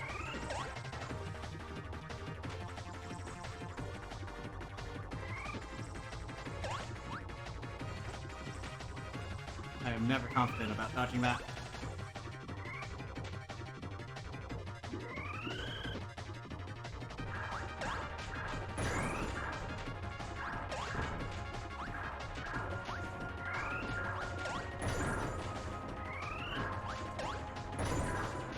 There we go.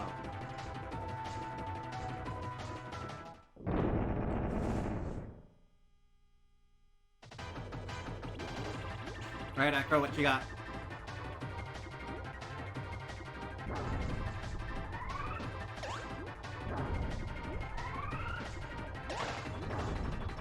Starting Hamlet.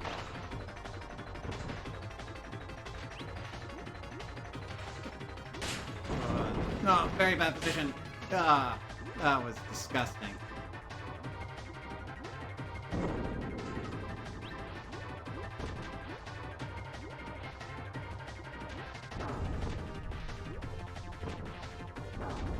Overconfidence is a slow and insidious killer. I just don't like that. While I've got this thing on my head, if I press down, it goes into my mouth. I just want to descend.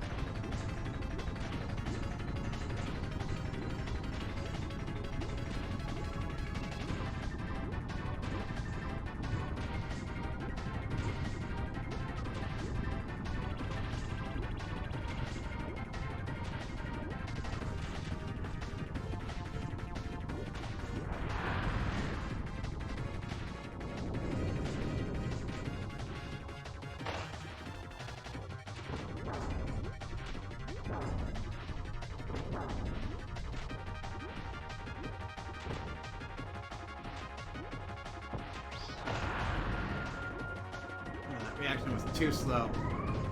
Good thing it was not punished for it.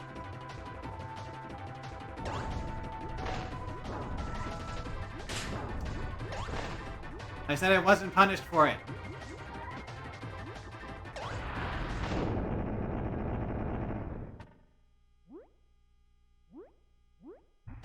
Your favorite kind of soup? I'm gonna go with apple. Not big on the savory soups, but I had a pretty good apple soup a long time ago.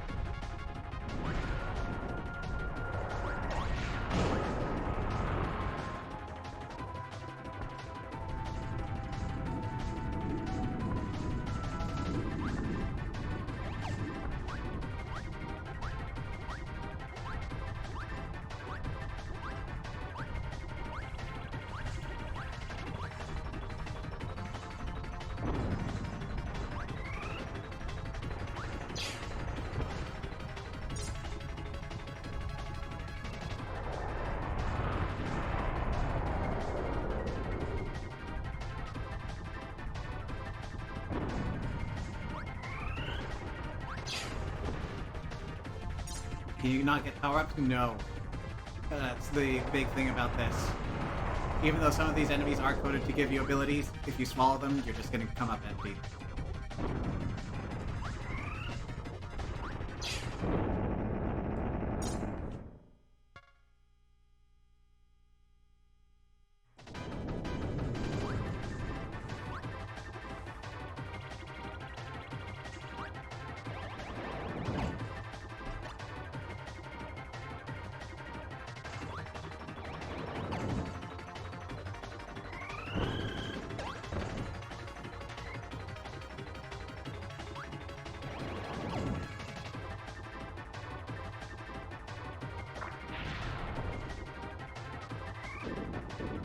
Also, unlike the arenas from the other games, we can't heal. That's way too early.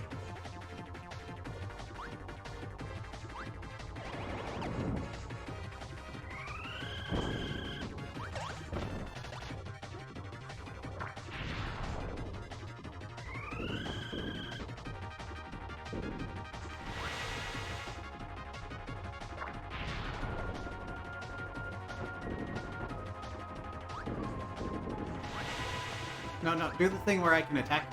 Thank you. Oh no! I got what I asked for.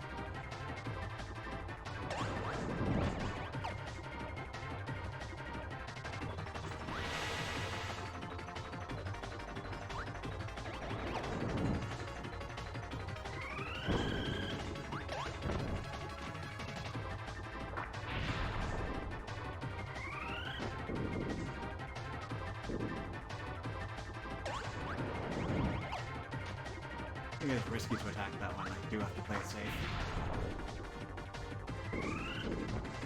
Especially since after this is Miracle Matter.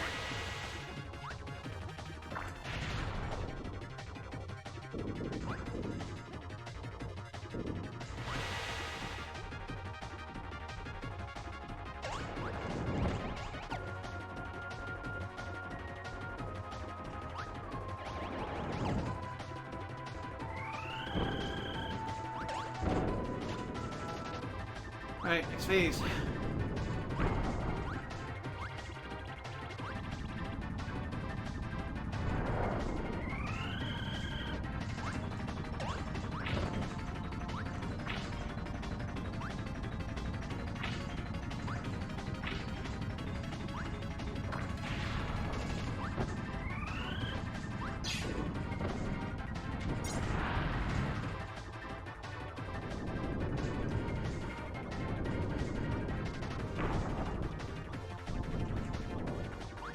Thank you for backing up.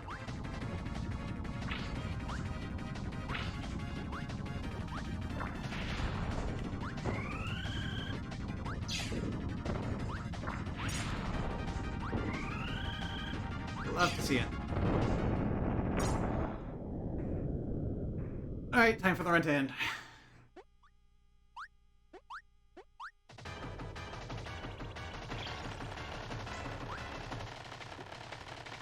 Be patient there.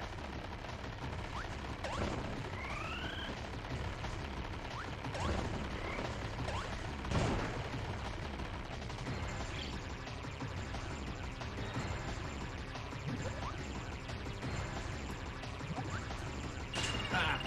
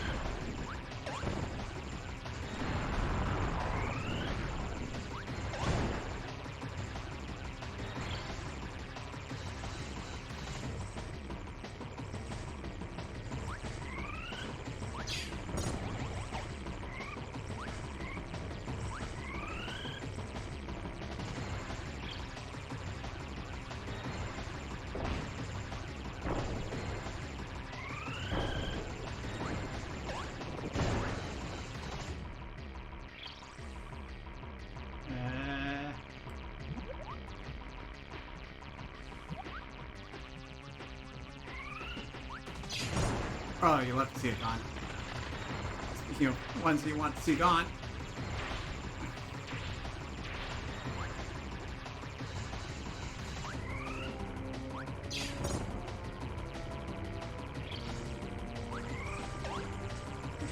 risky. I think I only need one hit on you.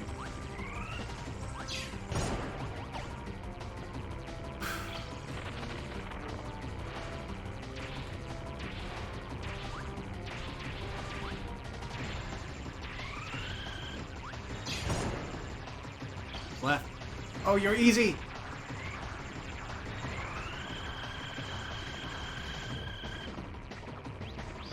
Yeah! We're not done, but I'm a lot more confident in this fight than I am in the last one. Turkey ribbon. Let's go!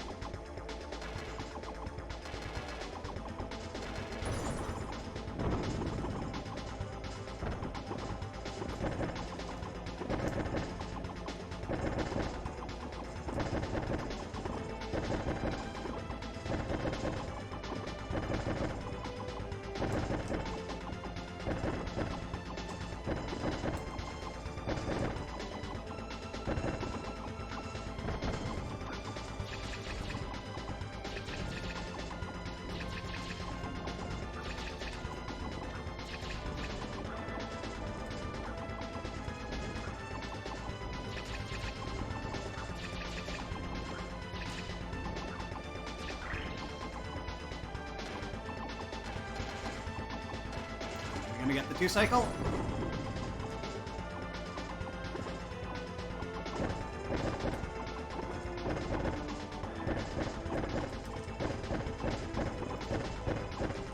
There it is!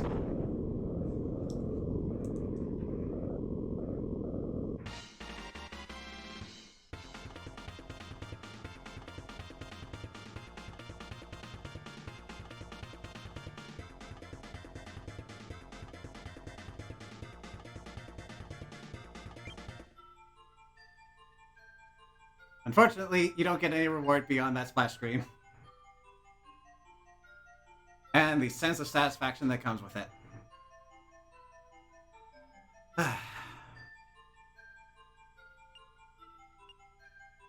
And there is a sense of satisfaction to be had. I am still disappointed that I derped out of these sketch credits. But overall, I think this has been a good day.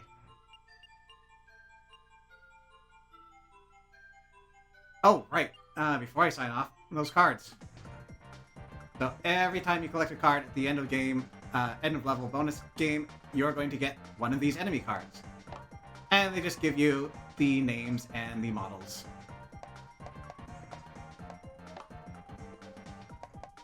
So this is what we collected in our playthrough.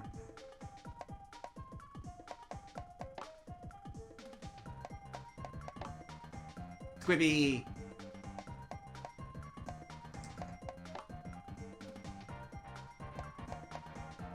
Ooh, a lot on this page. Turbite's so angry.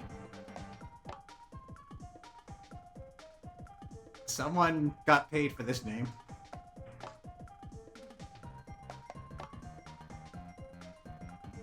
Pretty straightforward. Cha-cha! There's the sad dino. There are boss cards out there, we got none.